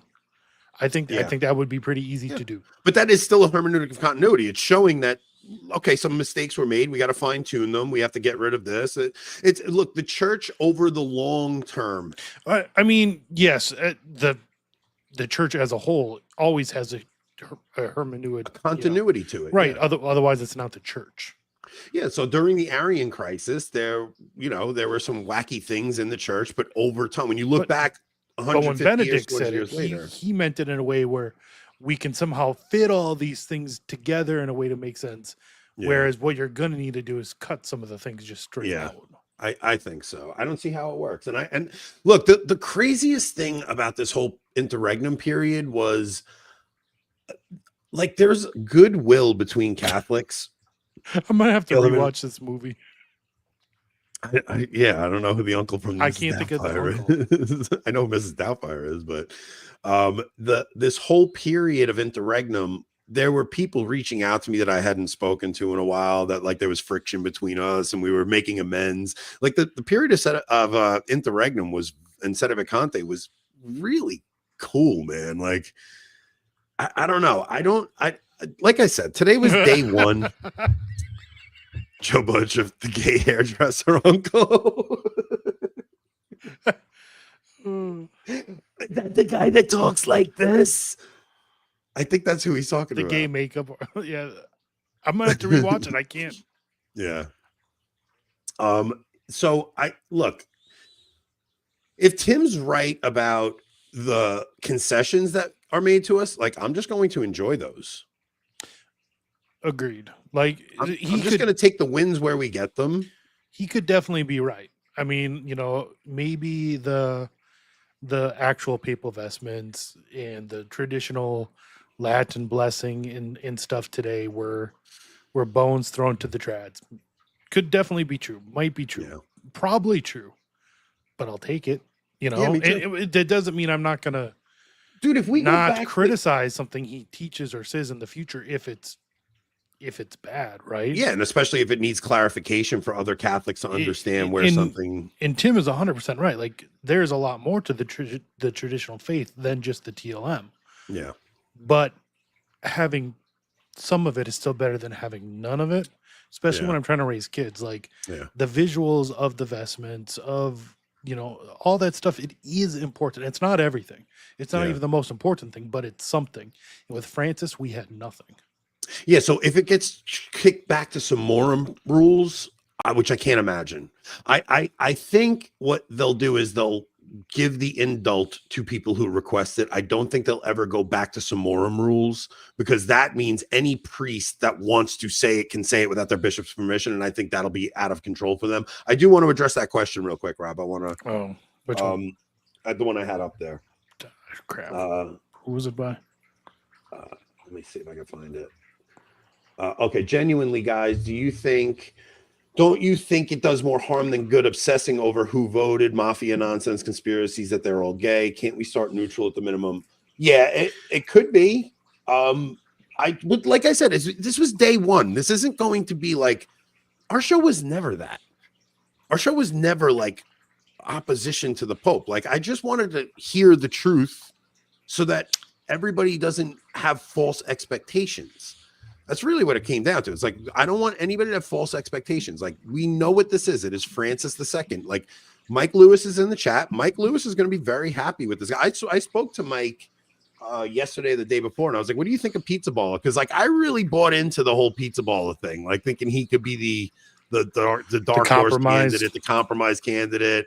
And he was like, I'll be honest, I don't even know why trads are so excited about him, because we don't know much about him. And I was like, you're kind of right. Like, we don't know what that would have been anyway. And it's, yeah. So let's talk about some of these. Like, supposedly, Prevost received an indult and celebrated the TLM. Like, we are hearing rumors like that. I think the positive sides will be the hostilities are going to be attempted to be lessened. Right. I really do think that. I think that a big part of the tension between the Pope and the church were the American church and the trad movement within the American church. And if they just settle that down a bit, I think a lot of the things will calm down a lot. Do you really think a future Pope is going to agree with your position in full? Seriously, in full, no, because no Pope ever agrees with any other Pope in full, right? But if we're talking like, do I think a future Pope is going to agree with all the actual, dogma and infallible doctrine of the church in the future in full, then yes. Yeah, this is a major thing that we're going to have to contend with also, because we don't know if he starts doing things that the secular world doesn't like, are they going to throw this in his face? Because there's plenty of reports out there that are going to be troubling. The secular world didn't do that with Francis, and he was just as bad or worse. So no, I don't think the secular world will do it. Will the Catholic world hopefully do it? Hopefully. Yeah, it's going to be an interesting run forward. I'm not going to black pill about anything. I don't know. I'm just going to be Catholic, man. That's what we do. Like, we just live our faith out, and major news stories we'll address when they come. Yeah, I don't know, man. I think everybody had their hopes so high. We heard so many stories in the media that don't underestimate the fact that these cardinals were not allowed to meet up. I think all of that was coordinated. I think it looked like it was like Francis dropped the bag. Like, oh no, he fumbled the bag. He didn't let these guys meet up. But I think all of that was very intentional. I think this is very planned and coordinated. It almost felt theatrical. What did Mike say there? Hang on. Have we verified that Francis ended his papacy under proper protocols? If he didn't do it right, Leo might not actually be Pope. I'm a Francis Vicantist. I don't know what you're talking about. I do think some of the people who are like so secure in their theories it's like, I don't know how anybody could do that. Like I don't know how anybody could be so secure in their beneplenism. It's like you can't make those declarations as laity. So we are just in a position where we sit back and we let things play out as they do. And I think that God will do something dramatic. Rob, we should do a recusant ad. Yeah, while we have 1,200 people should have watching. we should have done it an hour and a half ago. But yes, we should read a requisite ad. At least give everybody the new code. For those of you who don't know, we are sponsored by Recusant Sellers. Recusant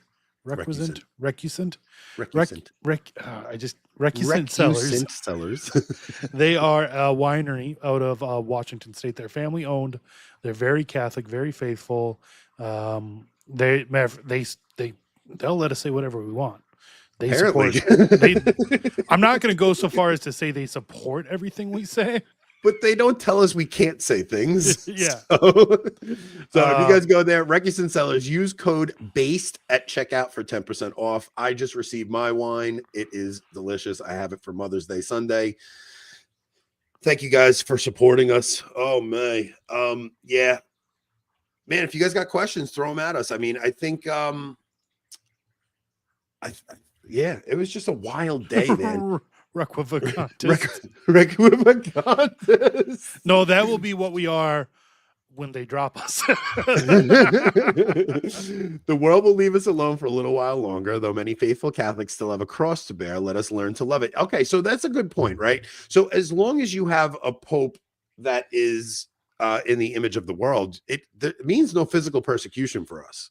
Like that was the drop side of getting a good pope. You get a solid conservative pope, and all of a sudden the world turns on you. But as long as you have a pope that the world believes is going in the direction they want him to go in, there's not going to be any physical persecution for us, in my opinion. The Cardinals couldn't meet up, and the guy who was seemingly pre-picked happened to be the one guy with access to all the Cardinals. Yeah, that's a good point. Yeah.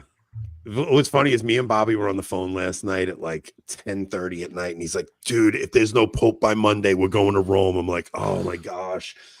I'm like, all right, we're going to Rome. I almost was like, I really should. I need to get my passport so that we can just go on random, when crazy stuff happens. I'm not even kidding. I'm on the phone with him at 10:30 at night, and he's like, dude, we're going to Rome Monday. And I'm sitting next to my wife in bed, and my wife's like, I have enough to worry about. Why are you going to Rome? Like, what do you have to worry about? Like, what do? You dig dirt in the backyard all day in your garden. Like, what are you talking about? I like Anthony, on one hand, you're like, the world's going to end. Cardinal versus Cardinal. Rome's going to be the city in ruins. On the other hand, he's like, I need to go to Rome in like 3 days, guys. Don't think that thought didn't cross my mind, though. I said to Bobby, I go, dude, what if we go there? He's elected on May 13th, and then all of a sudden something happens to fulfill the third secret of Fatima. He goes, dude, we were there. I guess we were there. Babylon is a solo show then. he goes, dude, we're there for the most important event in history. What are you talking about? Like, you get to be skeletons. All right. Me and Rob have an agreement where if one of us goes, we will not stop until we raise $1 million for the other spouse. That is the agreement we made. So if the other agreement is there won't ever be another co-host because it's like being married. You just don't get remarried. Yeah, the show just ends. You paid $20 to ask us this. So I have been to the SSPX. There is an SSPV. Not that he's conflating the two, everyone. No. Before you pull out the knives. I have been to an SSPX. There is an SSPV on Long Island. Are they technically Sedenvacantists or are they Sedi-Privationists? I think they're Sedi-Privationists. So, like, technically, this is a valid pope until he does something heretical, right? White Wolf, we missed you. Yeah, we did. So that's the other thing too, right? This is a good question. I wasn't around in 2013 when Francis was chosen. Was everyone as pessimistic as they are today? No. There were a few people who had the feeling, oh my goodness, a Jesuit from South America, this is something to worry about. But no, because media wasn't the same. There wasn't podcasts like this. The media landscape has completely changed. So Francis gets elected in 2013, and he drops a few like oddball comments, and 99% of Catholics Pope-splained. And we were like, he didn't mean it like that. Like when he said the breeding like rabbits thing, we were a little taken back. Then he came out with the condoms comment about the Zika virus. It was like he was like, oh, well, if you're in an area where the Zika virus, you could use condoms, and like the whole world blew up and went crazy. That's right. And it was, when was the first bad encyclical? Amoris. Was it Amoris? His first encyclical was actually co-written by Benedict, so it was on evangelization, and it was very well written. And then like the second half, it had some weird stuff in it, but we were like, all right, what do you know? Like it came out right. Benedict wrote half of it, and then Francis wrote the other half, and they released it. It was like a co-written encyclical. Oh, I hope Francis doesn't have one half written. Oh my goodness. Oh my gosh, please no. That would be interesting. That would be so him to get us from the grave. That would be. Yeah, that's from the grave. Am I wrong? He probably half wrote one a decade ago just for that. So then Amoris came out. So he calls the synod on the family, and like, because there was all these crazy news stories going off in the media, and the things they were talking about at the synod on the family, we were like you had Bishop who was the Bishop of Philly? Francis got rid of him when he was 75. He wrote something in First Things recently. I'm not sure. I don't Archbishop Chaput. Archbishop Chaput. He was at the first synod on the family, and he came out talking about some of the crazy things that were being talked about there. And he was like, I don't know what's going on here. This is, they're not allowing like free discussion in these groups.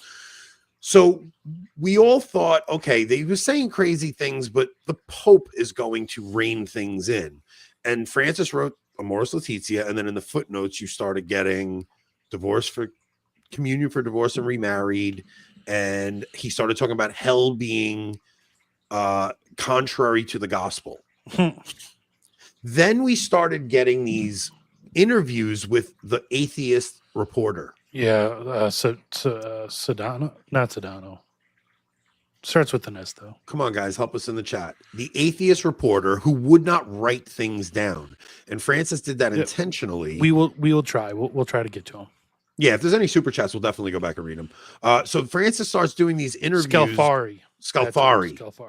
So he goes back and does these interviews with Scalfari, and they're not written down or recorded. And Scalfari starts saying some crazy things that Francis said, and the Vatican doesn't clarify them. It's like people, when they die, if they don't believe in God, they just cease to exist. Like annihilationism. Yeah. Like wacky stuff. But it wasn't until McCarrick. And when McCarrick comes out, and Dolan is the one who brings that thing forward publicly. So it was like a priest. Which is got to be one reason why. I mean, not that he was ever really in the running, but they had a guarantee he was never going to seriously be in the running, right? Man, it is an interesting subject. So Dolan is the one who actually publicly brings sanctions upon McCarrick. And when that happened, it was so much stuff had built up by that point that all of a sudden Vigano drops and Vigano comes out and says everything he knows. But even before that, before Vigano came out, Taylor started speaking up. Taylor and Tim changed a lot, man. They were very impactful, where they were just like, what the hell is happening here? This is nuts, And that started getting people talking. And then McCarrick happens. Vigano comes out. Everybody was obsessed with the Vigano stuff. Bishop Strickland supported Vigano. And he was like, look, I've known the nuncio for a very long time. This stuff is very credible. We should really look into this. And it was just from there on, it was like this groundswell of opposition built to Francis within the Catholic right in America. TNT was the original Anthony and Rob. Well, the thing is also, Tim, from when Rob and I first started this, Tim was the first mainstream guy to talk to us public, to come on our show and give us shouts out on his show. He had me on his show. Yeah. He's always looked out for us. Tim has always looked out for me, and he is a good friend, and he's just great. I don't know. I think he gets the conversation moving in ways where other people can't. I think he speaks in ways that other people can't. I mean, if you guys want to talk about who shifted the conversation on feminism, nobody did better than Tim. His Case for Patriarchy book completely changed the way we talk about feminism, everything. So, but yeah, so that's how that kind of progressed. So now the difference in this is that we all lived through Francis. So we're all in our guard in a different way. You have to think about what it was like after John Paul II and Benedict. We were all assuming we would just get another post-conciliar pope who would stand firm on moral issues. It never even crossed our mind that it could happen, what happened under Francis. That was shocking to 99% of Catholics. Which is why it took so long for people to realize what he was. Yeah, none of us wanted to speak out on this stuff. Yeah, Tim is. Look, I don't agree with Tim on everything. I don't agree with his SPX stance. You know what I do want to talk about? Can we play that other Larry Chapp clip? Because I think that, I don't know if people grasp how big of a deal this is that Larry Chapp is saying this. Larry Chapp. I'm trying to figure out how to, because for the younger people especially, like how important of a figure he was in shaping the post-conciliar conversation. Like he was the Benedict spokesman essentially. I mean, whatever, but like putting. I mean, forth, at least he has been since that, right? Yeah. Like I've see he's much more prominent recently. No, well, I'm all right. So even if I'm not talking about Larry Chapp specifically, I'm talking about the Larry Chapp types. Well, are they concilium? Or are they communio? Yes, they're communio guys. They're communio guys. Right. Yeah. So, but they love von Balthasar. Like, look, other than the Dare We Hope stuff, like von Balthasar was very well respected amongst Catholics until Taylor Marshall and Bishop, like once Bishop Barron came out with the Dare We Hope stuff publicly, that's when people started going, oh, von Balthasar, you got to watch that guy. But Pope Benedict spoke very highly of von Balthasar, like very highly. So these guys were just hermeneutic of continuity guys, and they were going to implement the council, and they saw the papacy. They're the ones who taught us about papal infallibility. They're the ones who give Catholic answers their apologetic to go by. So for these guys to be talking like this is just shocking to me. I mean, yeah, they're basically the seed that created Pope-splaining. Yeah, absolutely, without a doubt. Because before them, but look, before Taylor Marshall and those guys started doing this publicly, you really only had the remnant and a couple of like the SSPX guys, but other than that, it was like you looked at, we saw the SSPX as schismatic, like without any nuance to it. It was the SSPX is schismatic. Don't ever go to their masses. That's how they were viewed by the church. Then you had the FSSP. They were the good traditionalists, but the SSPX, they were schismatic, never talked to them. And it wasn't until like these conversations started happening later on that we're like, wait, maybe these guys kind of were onto something the whole time. Lefebvre gets seen in a whole new light. Lefebvre was like the villain before recent memory. Like now people are going back and they're rereading some of the things Lefebvre said and looking at the Assisi meetings. We just looked over all that stuff. We didn't even know that stuff happened. So play that last Larry Chapp clip. Okay, hold on a second. Okay, here we go. It's not that people are going to immediately pick up their marbles and go to a different game. You're going, and I would counsel this. I would say to people, look, sit back, don't prejudge anything. Sit back and see what unfolds. But if the new pope comes along and and 1 year into his papacy issues a motu proprio that says we're now going to have gay marriage in the Catholic Church, and we're going to start ordaining women to the priesthood, and so on. Okay, then you're looking at schism. You really are. There's no doubt about it.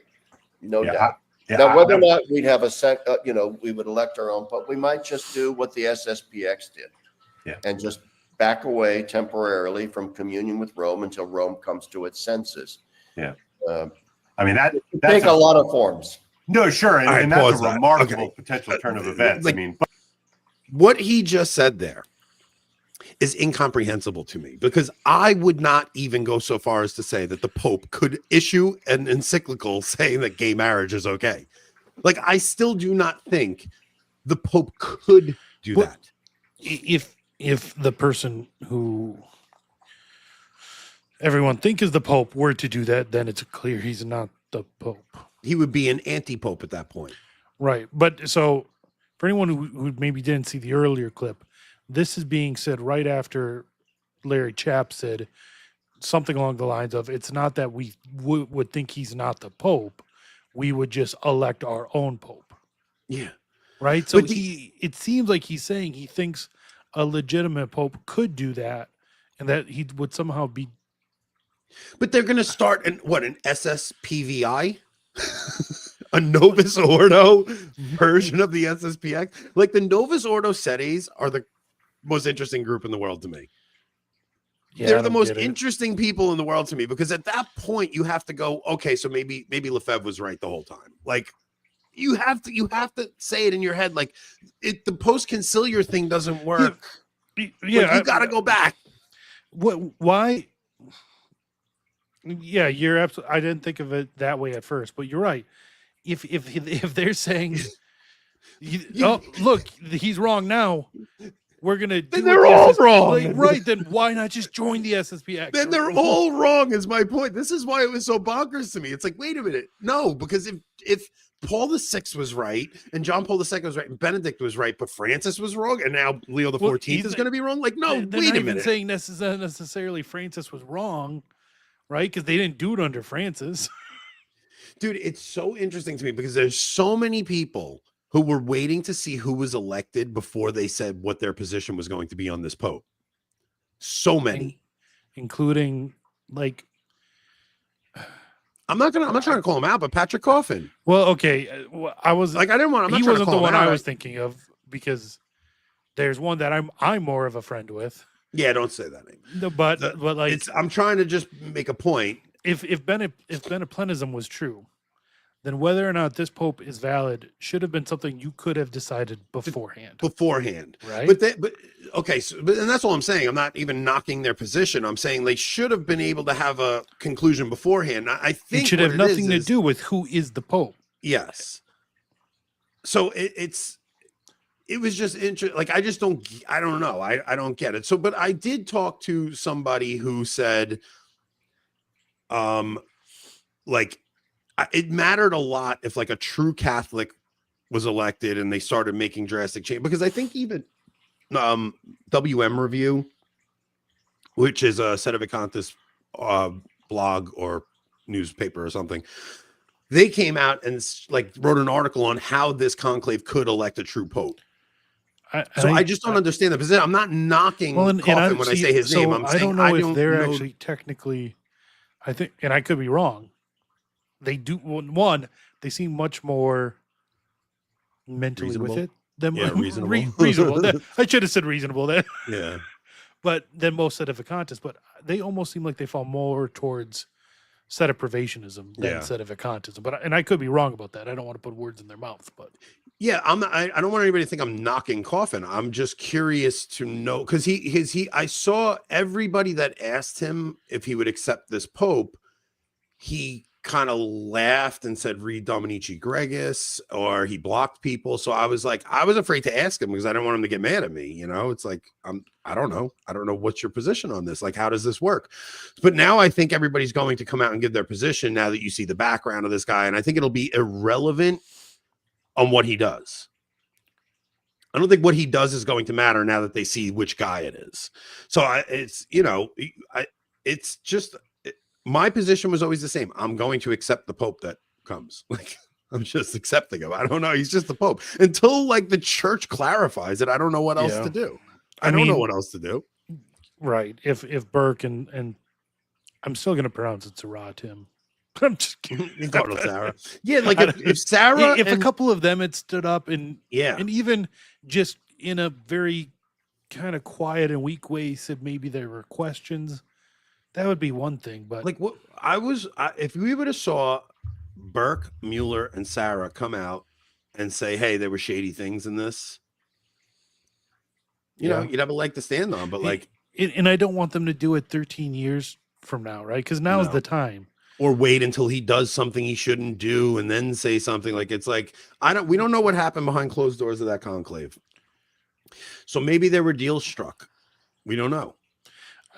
Maybe the fact he came out in traditional vestments and was part of it, right? Exactly. Maybe we get the TLM back as part of a deal. And you know what? Yeah. Okay. Like, we have no say over it, dude. So like, we don't have any say over it. So like, I'm not going to. We'll never be the show that's just bashing the Pope. It is what it is. We came out tonight. We look. I'm not going to lie about any of this stuff. It is what it is. We know what we got. If he throws some bones our way, take them for what they are. Raise your family Catholic. Do everything you can. You're going to catch a lot of grief from a lot of different places going forward. Over. And especially if things do get bad, you're going, look, the rhetoric from the Eastern Orthodox, the rhetoric from the Protestants is all going to get cranked up 1,000. But I really do see our role as Because I don't see it as any other way as part of that story that I've explained 800 times that I don't feel like explaining again. I just think I think Francis might be an anti-pope, but unless the church says that, then he's not. That's it. It's as simple as that. So if I see things crazily happening, it's you're watching our Lord on the Della Rovere, not Della Rovere, on the Via della Rosa. I have Della Rovere on my mind because I've been thinking about the Borgia papacy, the Via della Rosa, and as the apostles are seeing him being scourged and walking with his cross, they witnessed him in his glory on the mountaintop at the transfiguration. They witnessed him heal the blind and heal the sick. And they're saying in their heads, he is the Messiah. I know you people don't see it, but we know what he is. And that's us. We see the church for what it is because we have eyes to see, but the world isn't going to see the church for what it is because it's going to lose all of its glory. It's going to lose all of its everything. It's going to lose all of its glory. And we are just going to have to be faithful and just trust that our Lord knows what he's doing. Because I don't know anything else to do. Yeah. Be Catholic and let the church tell you in due time. That is 100% my position. Thank you, Lex, by the way. Yes, very grateful. All of you who gave super chats tonight, thank you so much. You guys do not know how much this helps. This is good to hear. I have a lot of friends and family who are excited to come into the church. Today hasn't changed that. That's all. And honestly, you're not going to get us trashing the Pope. Like, if you have new friends that are coming into the church, like, we're just going to talk about whatever. And we're going to explain it in ways that this is it. Like, it's going to be everybody listening. It will be your job to keep these people from blackpilling. Yeah. So yeah, we talked about what we talked about in the beginning of the show because it's reality. But if you don't know the reality, you're going to be shocked and you're going to fall away from the church and you're going to be like, oh my goodness, we are going through the passion of the church right now. Nothing else makes sense to me. Maybe I'm wrong, but nothing else makes sense to me. Like you said, I mean, we ourselves have to still, of course, love the church, but we have to share that love with others. And even when it is difficult, and you know what, it's been really difficult the last 12 years. Could it be that difficult for the next 20? Maybe.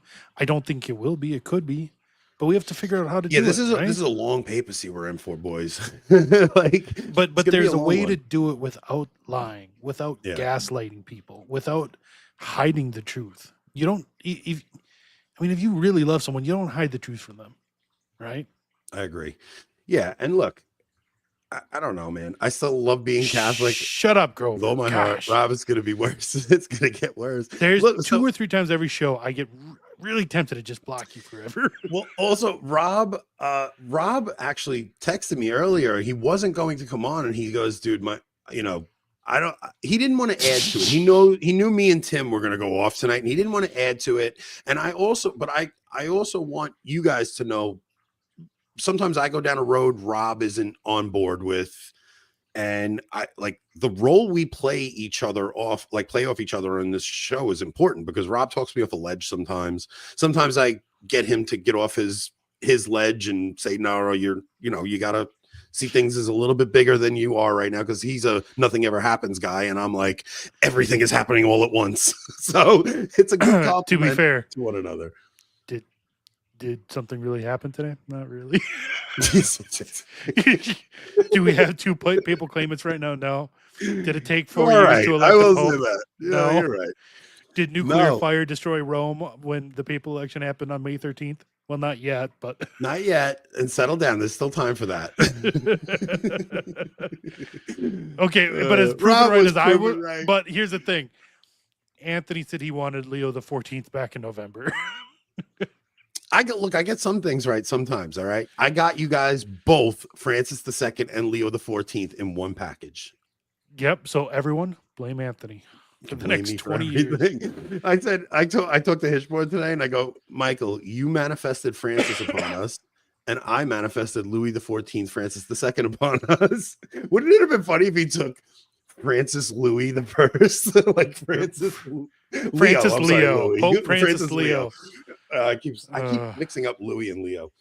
Francis Leo. It's all funny. the posts on social media are just literally every post on Twitter today annoyed me.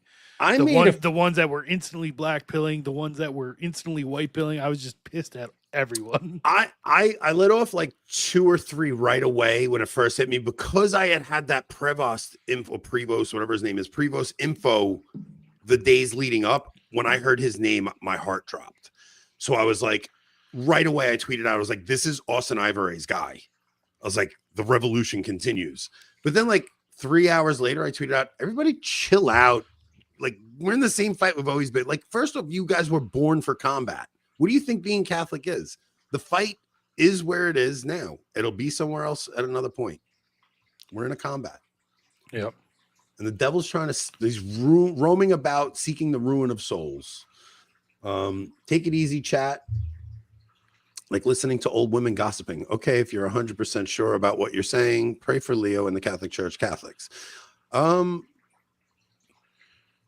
Oh, he's talking about the chat being like, first off, I'm very agnostic about all of my positions. I don't know if I'm right about anything. I see. He's agnostic about all his positions, so he can take any of his positions in the future. So if I spit 30 out, one of them's going to be right, and then I can go, I told you so.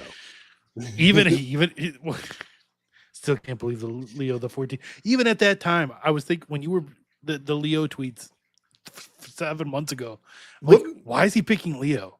It's just stupid. What made you because you clearly did a Leo search on my Twitter. Yeah, like what made you even do that? You remember? Because I remember 7 months ago thinking he's just picking an old name out of the hat. No, I wasn't though. I don't. I mean, I'm not going to even take credit for this. Everybody was saying we want a Pius the 13th or Leo the 14th. Like that was pretty much the consensus. We want a Pius the 13th or Leo the 14th.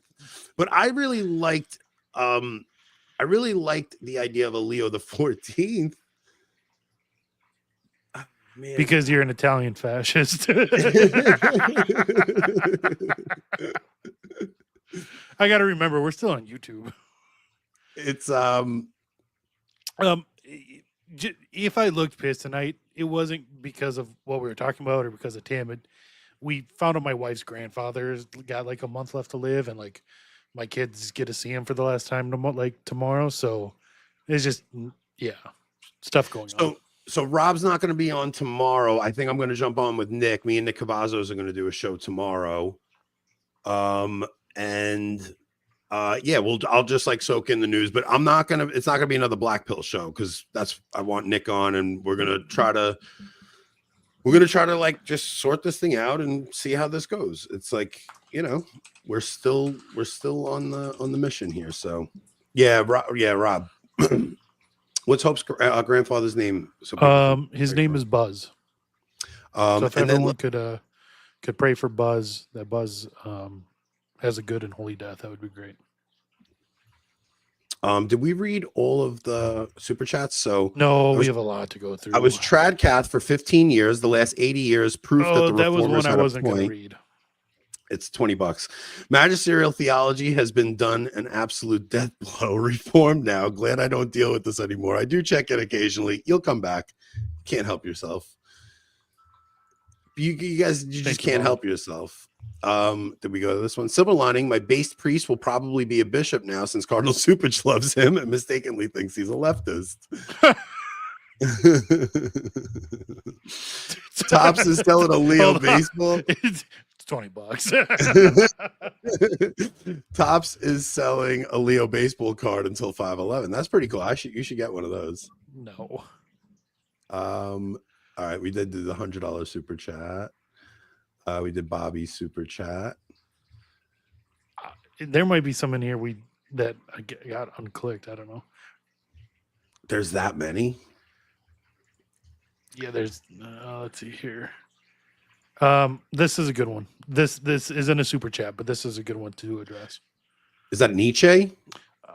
I don't know. So there was a Nietzsche's question was asking as a Protestant, what promotion of sin does it take for Catholics to have schism?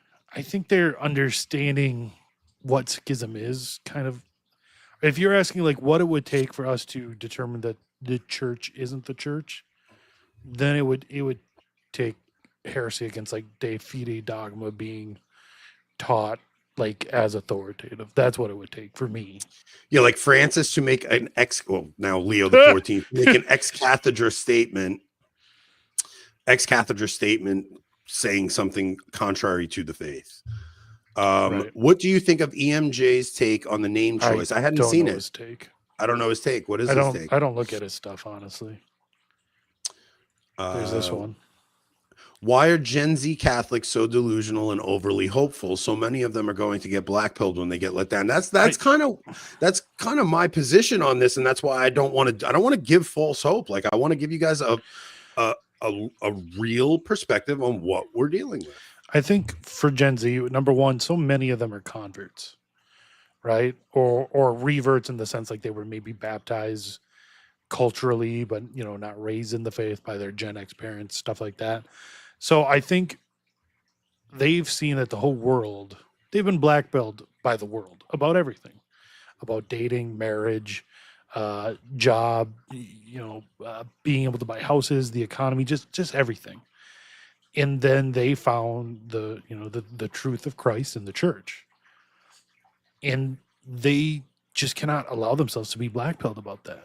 Yeah. Right? They need that to be a shining light in their life, and I don't blame them. And it should always be a shining light in our life, right? But I think they haven't seen the reality of what the church militant really is like here on earth, right? And I think that's I think you're right. I think that could blackpill them, which would let's hope not. Okay, so JD Real said hope, not hopium. Wasn't Pius IX supposed to be a liberal? That's a good point. Like, do we think that God can convert hearts? And we have, besides Pius IX, we have the example of St. Thomas Becket. As a famous example. St. Augustine, obviously, not that he converted before becoming a priest and bishop and such, but thank you for becoming a new member, Gift of James. I want to find that one. Somebody asked us to read the super chat and we skipped over it. I'm trying to see if I can find it. I'm confused by this one.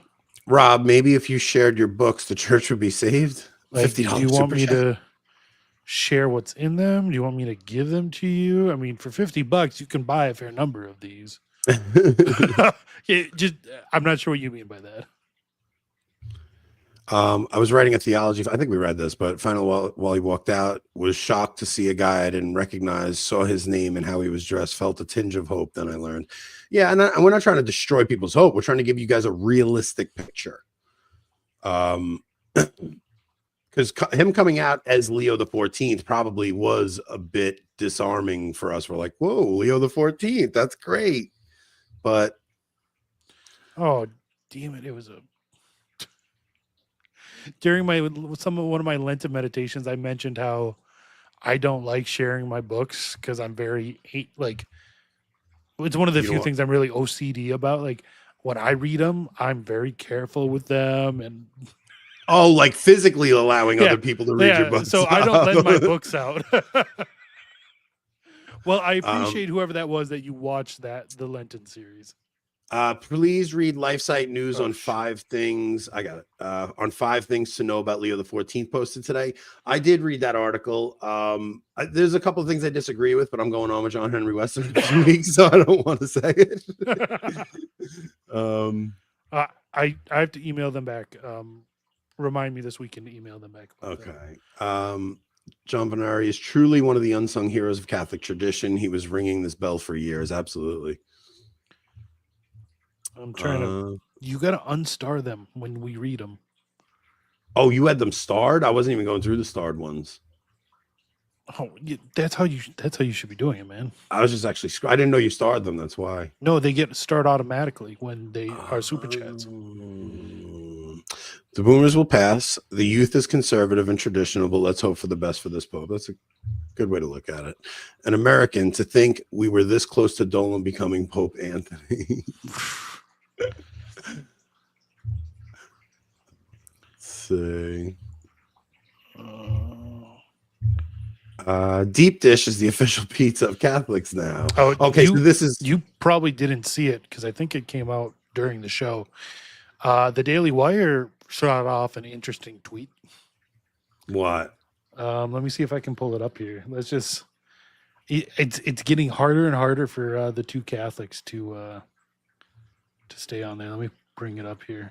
I told Rob early on that I didn't want us to do typical church politics. It was one day, guys. Settle down. We just got our Pope. So breaking, Cardinal Prevost unveils new type of bread for use in Holy Communion. Oh, boy. These guys. How long are they going to stay there? I don't know. How long? Thank you, Mimi. Appreciate you. Let's see. We got that one. New Cope. New Cope. He was playing along to rise up under Francis' regime. He pulled the rug on them when he took the name Leo XIV. We're so back. I hope you're right. I mean, he does seem like, and this is true of so many bishops and cardinals, but like under Benedict, he was writing conservative stuff, saying conservative things. Under Francis, he was saying liberal things. Who knows? You really don't know what the guy thinks for himself. No idea why everyone I know wants to roll over instead of fighting for Christ. Watch as half, if not more, of trads fight for Leo XIV when he repeals TC. Passion of the church for sure. That is where I'm at. Could be. He takes the name of the Pope of the Ralliement. What's that? Ralliement? Sounds familiar. Let me see. Seems like the whole of the American press are already singing Prevost's praises. Our fellow citizens giving nauseatic patriotic responses to the election of American Pope chants of USA. Ugh. So the Ralliement was a political movement in like the late 1800s in France, where the church and the monarchists were encouraged to support the Third Republic. It was initiated by Leo XIII in the 1890s. It aimed to reconcile French Catholics with the Republic, urging them to abandon their monarchist loyalty and engage in the Republican political system to protect Catholic interests. So it could be trying to encourage Catholics to oppose, say, Trumpism. Mm-hmm. It's possible. Okay. What does the House of Cards coming down look like? How does it happen? And what will it mean for the laity? Bobby, if you should just put on a mask and come on the show and talk about this. Yeah, because I know you have a lot of ideas. Fatima and Akita, 100th anniversary of I don't TUY in 2029 is the I mean, it is the 100th anniversary in 2029 of Christ consecration of Russia. Yeah, asking for the consecration of Russia. His will be done. What is Rob saying right? What Rob is saying right now is causing me to almost tear up as a 24-year-old guy. I think when I was talking about Zoomers. By the way, that's not on the Anthony's approved list of times to cry. You didn't destroy my hope. The facts surrounding him did. Okay. Well, that's realistic, at least. I was in RCIA when McCarrick stuff dropped. Tell the truth with strong call to stay in the church no matter what. And then finally, Gen Z will bring the church home. Boomers and Gen X can go ahead and seethe while the radical youth help get them to heaven. Christ is King. Pray for me as I enter the seminary in August. So I think we're at 2 hours and 12 minutes, man. This was we got a new Pope, guys. Pope Leo XIV. We all begged for a Leo XIV, and now we got him. So now we just see where the cards drop. Notice how Anthony takes his ideas, his wants, his desires, and puts them on everyone. We all wanted Leo XIV. No, Anthony, you didn't. You got him, buddy. Not just that. It's like I put the weight of all of the things in my head on you guys, and then I'm like, everything's fine. Everything's great. Don't worry about it, guys. We're good. Yeah, I hope you all have the same temperament as no, please don't. That really is what it comes down to. Like my temperament, me and you were talking about that, and it's like you thought, somebody said that I'm anxious about it because I live in a city. But the thing is, I'm not anxious about it because I live in a city. I love stories and I love the drama of church history. Yeah, no, I love the drama of church history, and I think that we're in part of the drama now, and I think we're part of church history. I have a question. Okay, but here's the thing: if you really thought like the end of the world was coming in the next few years, would you and that maybe not like the end of the world, right? Yeah, well, I think at But, least like, Third Secret of Fatima is going to come to fulfillment. Right, but I mean, and the you reign of acknowledge you Mary. live in a terrible spot. Oh yeah, and well, are part of me completely doesn't. unprepared. Part of me doesn't want to live through the like if there's a post-apocalyptic world. Part of me doesn't want to live in that. Okay, but we can't. I have bailout plans. I mean, if it's not a nuke in New York, I'm coming to you. Right. But as you and I have discussed personally, you don't even have paper maps of how to get to me. I do have downloaded maps though, so as long as I can charge my iPad, I'm getting there. That's not how EMPs work. Your iPad's dead. If I get an EMP, I'm in trouble. Yes, for sure. We're gaming out the apocalypse now. If we get an EMP, I'm in trouble. That's for sure. Yeah, that's a very good point, Rob. Maybe I should buy some paper maps. I mean, something they're like $5. Yeah, I'm gonna have to order some online. I should definitely have. Not only that, I think I have your address memorized. I won't say it on air, but I do have your. I was waiting. I've typed out your address enough times that I do have your address memorized. Print the maps. I mean, at the very least, print the maps. Yeah, that's a good idea. Say it. Yeah. He thinks he can What do I need food for? DoorDash. Yes, I'm talking about like an actual road atlas, man. I have like, you know, the Mormon food things. I'm just throwing them in the truck and heading west. That's all I know. Okay, Coming but to you Rob. need clean water for those. How do you have? I got big water jugs too. We're good. Don't worry. Oh gosh, plenty of water supply. We're coming to you. It's gas I'm worried about. So yeah, like I'm never anxious about the events. It's that I love. First of all, I love to like game through them in my head, and like what Michael Hitchborn came on the other day and said, I was like, that sounds really cool. But man, is that fan fiction? He was not happy with the choice today. I'm sure you saw. And he texted me. He texted me when I gotta read this to you. It's so funny.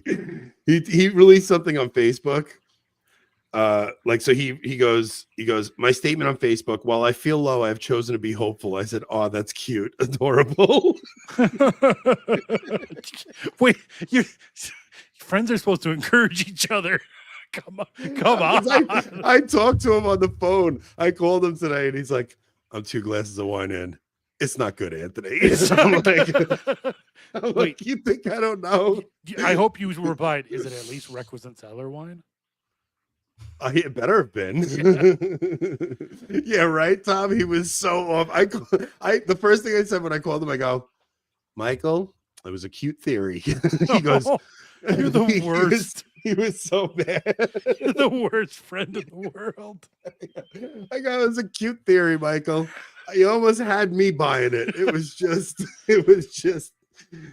was total fan fiction, man. And it's like, the thing is, he's not wrong in like his perception of how it could go. He was just wrong in the details, but like he is right about the church ratcheting right and left. And like, we're just going further left still. And when it lurches right, it's going to snap. It's going to be an even, especially if this is a 20-year pontificate.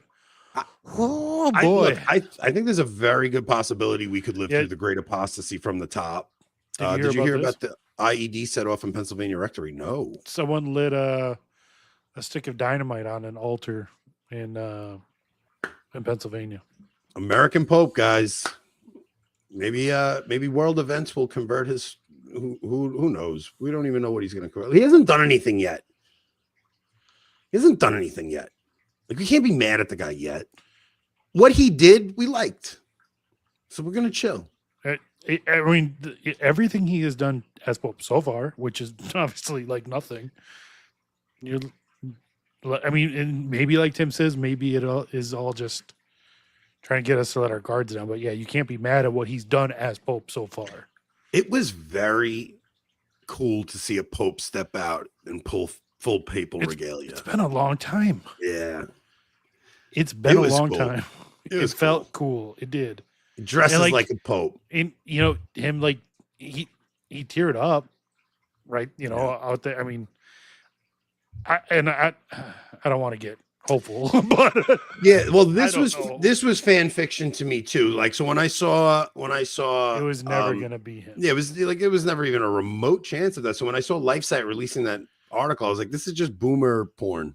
Like, I mean, it's just you even had you had a Canadian cardinal come on and say that he shudders at the thought of the Africans. Like, it was never going to be Sarah. Yeah, it was just it's trad fan fiction is what stuff like that is, you know. So when I see that, I'm just like, why are you even giving people that idea? It's like, it's silly. Yeah, we read Cardinal Burke's tweet. It's, you know, look, they're telling us to obey the Pope. The people we love, the people we look to. I guess I wasn't watching closely enough for this. Let's hope. Come on, we can hope, but just be reasonable in your hope. That's all I'm saying. Like, don't be shocked. Don't be shocked when things don't go great. Like, just be prepared. That's all. Prepare for the worst and hope for the best. Yeah. Hey, does my mic actually sound better? Yeah. So both of us got new mics. So once I heard once Anthony decided to get a new mic, and I told him to get the same mic I had, I decided I had to get a new mic so that I still sound better than Anthony no matter what. And then I realized, well, crap, I should have just sent him my old mic then. Bobby said this to me today. He goes, you think the weight of 1.4 billion souls on his shoulders might make him live up to his name? Let's pray. Let's pray that it does. I told Bobby, said that. That's cute hope, Bobby. It's a cute hope. I love you. So they're saying Anthony's mic is much better. I'm guessing Mrs. C says yes to you.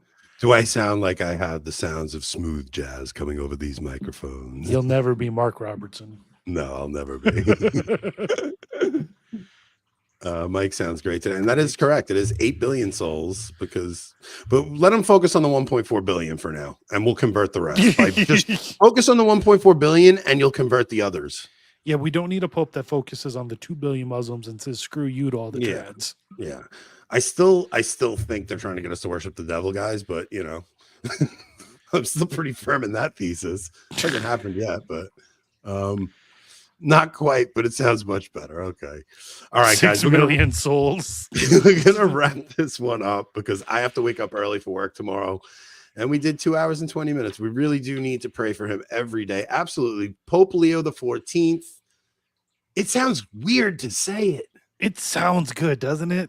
It does sound good. Sounds so much better than Francis. Oh, Francis. Because we all know what he was trying to get at with Francis. You know what I mean? Pope Leo just sounds cool. It does. Stop it. You're giving me hope. And you know what? No matter what, at least we're not going to get karaoke. At least it wasn't Tagle. That's a good point. No Tagle. I'm sure that gambling story. That gambling story came out. When the gambling story came out, all I could think of was when I'm in Atlantic City and it's just Chinese people sitting at the table like this. Yes, they're down like $5,000. They're chain smoking and they're drinking. They're drinking the cheapest like hard alcohol possible. I could totally see Tagle doing that. Oh my! It's like really the casino at the blackjack table, smoking 19 cigarettes in a row, getting the house to give him another. So Paul, he's actually ethnically Chinese. He's Chinese, but lived in Philippines. I try not to live up to stereotypes. Do other people just like, yeah, you know what? I'm going to completely live up to like every stereotype I can. So the thing is, if it was Tagle, it would have been a total mockery of the he was so goofy, and he would have come out like this, everybody. He would have been dancing up on the Logia. It's like I don't care. I'll take Pope Leo. At least he's serious demeanor. And he's wearing papal regalia. Like, all right, at least the destruction of the church will go down in style. Like, what do you want me to say? No, never be sad about. If you knew the real Saint Francis, you'd never be sad. Do not let Pope Francis ruin that name. Tagle would have been papal Biden, yeah.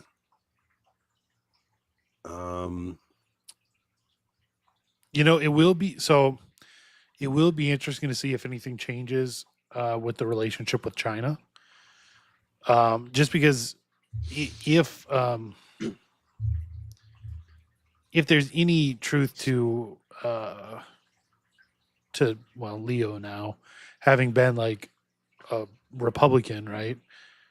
Like he's American. He's got to have a good idea of China from American perspective. Right. It's not like, Francis in Argentina.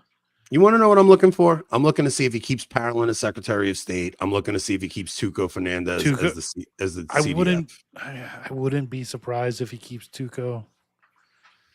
That's what I'm looking for. I want to see some personnel changes. That's where you're gonna know when the rubber hits the road, when you see personnel changes. Does he put maybe Burke back in a position where he's at least got some kind of prestige again? Maybe that was part of the deal, a potential deal. I don't think that's kind of simony. So I don't think he said I'll do this, but I think your respect will be given back to you. Right. Like we will no longer castigate our fellow cardinals and bishops. So I would love to see like positions of honor given to a Burke. I would just like to see a couple of things. So look, we're going to play it by ear. We love you guys. We hope you guys stick around, gave us a little leeway to vent a little bit today. It was a rough day. We promise you the next shows going forward, unless something crazy happens, we're going to try to stay off this topic. If anything, we might highlight some cool things. If we're going to get those little bits of dribs and drabs of things given to us, we're going to highlight them. I mean, especially because there's things like the vestments today. There's things that if you've become Catholic since 2013, you haven't seen them. Yeah. So maybe we should have shows on stuff like that. Yeah. All right, guys, we're going to wrap this up. I have to wake up at 2:30 in the morning, but we're going to do an early show tomorrow. I'll be on here with Nick Cavazos. So thank you to everybody who super chatted tonight. You guys have no idea how much you help us. We'll get back to locals now that the conclave is over. We kind of chilled out with locals a little bit the last week. If you guys aren't locals members, we do a lot of good stuff over there. We will get back to that starting on Tuesday's show. And maybe me and Nick will do something on locals tomorrow. We'll see how the live audience is. So any parting words, Rob? You know what? At the very least, we're done with Francis. That's it. It's a good way to part. Pope Leo XIV, long may he reign. I hope. Hope I'm not saying that out of turn. Long may he reign well. Long may he reign well. All right, guys. We'll see you guys tomorrow.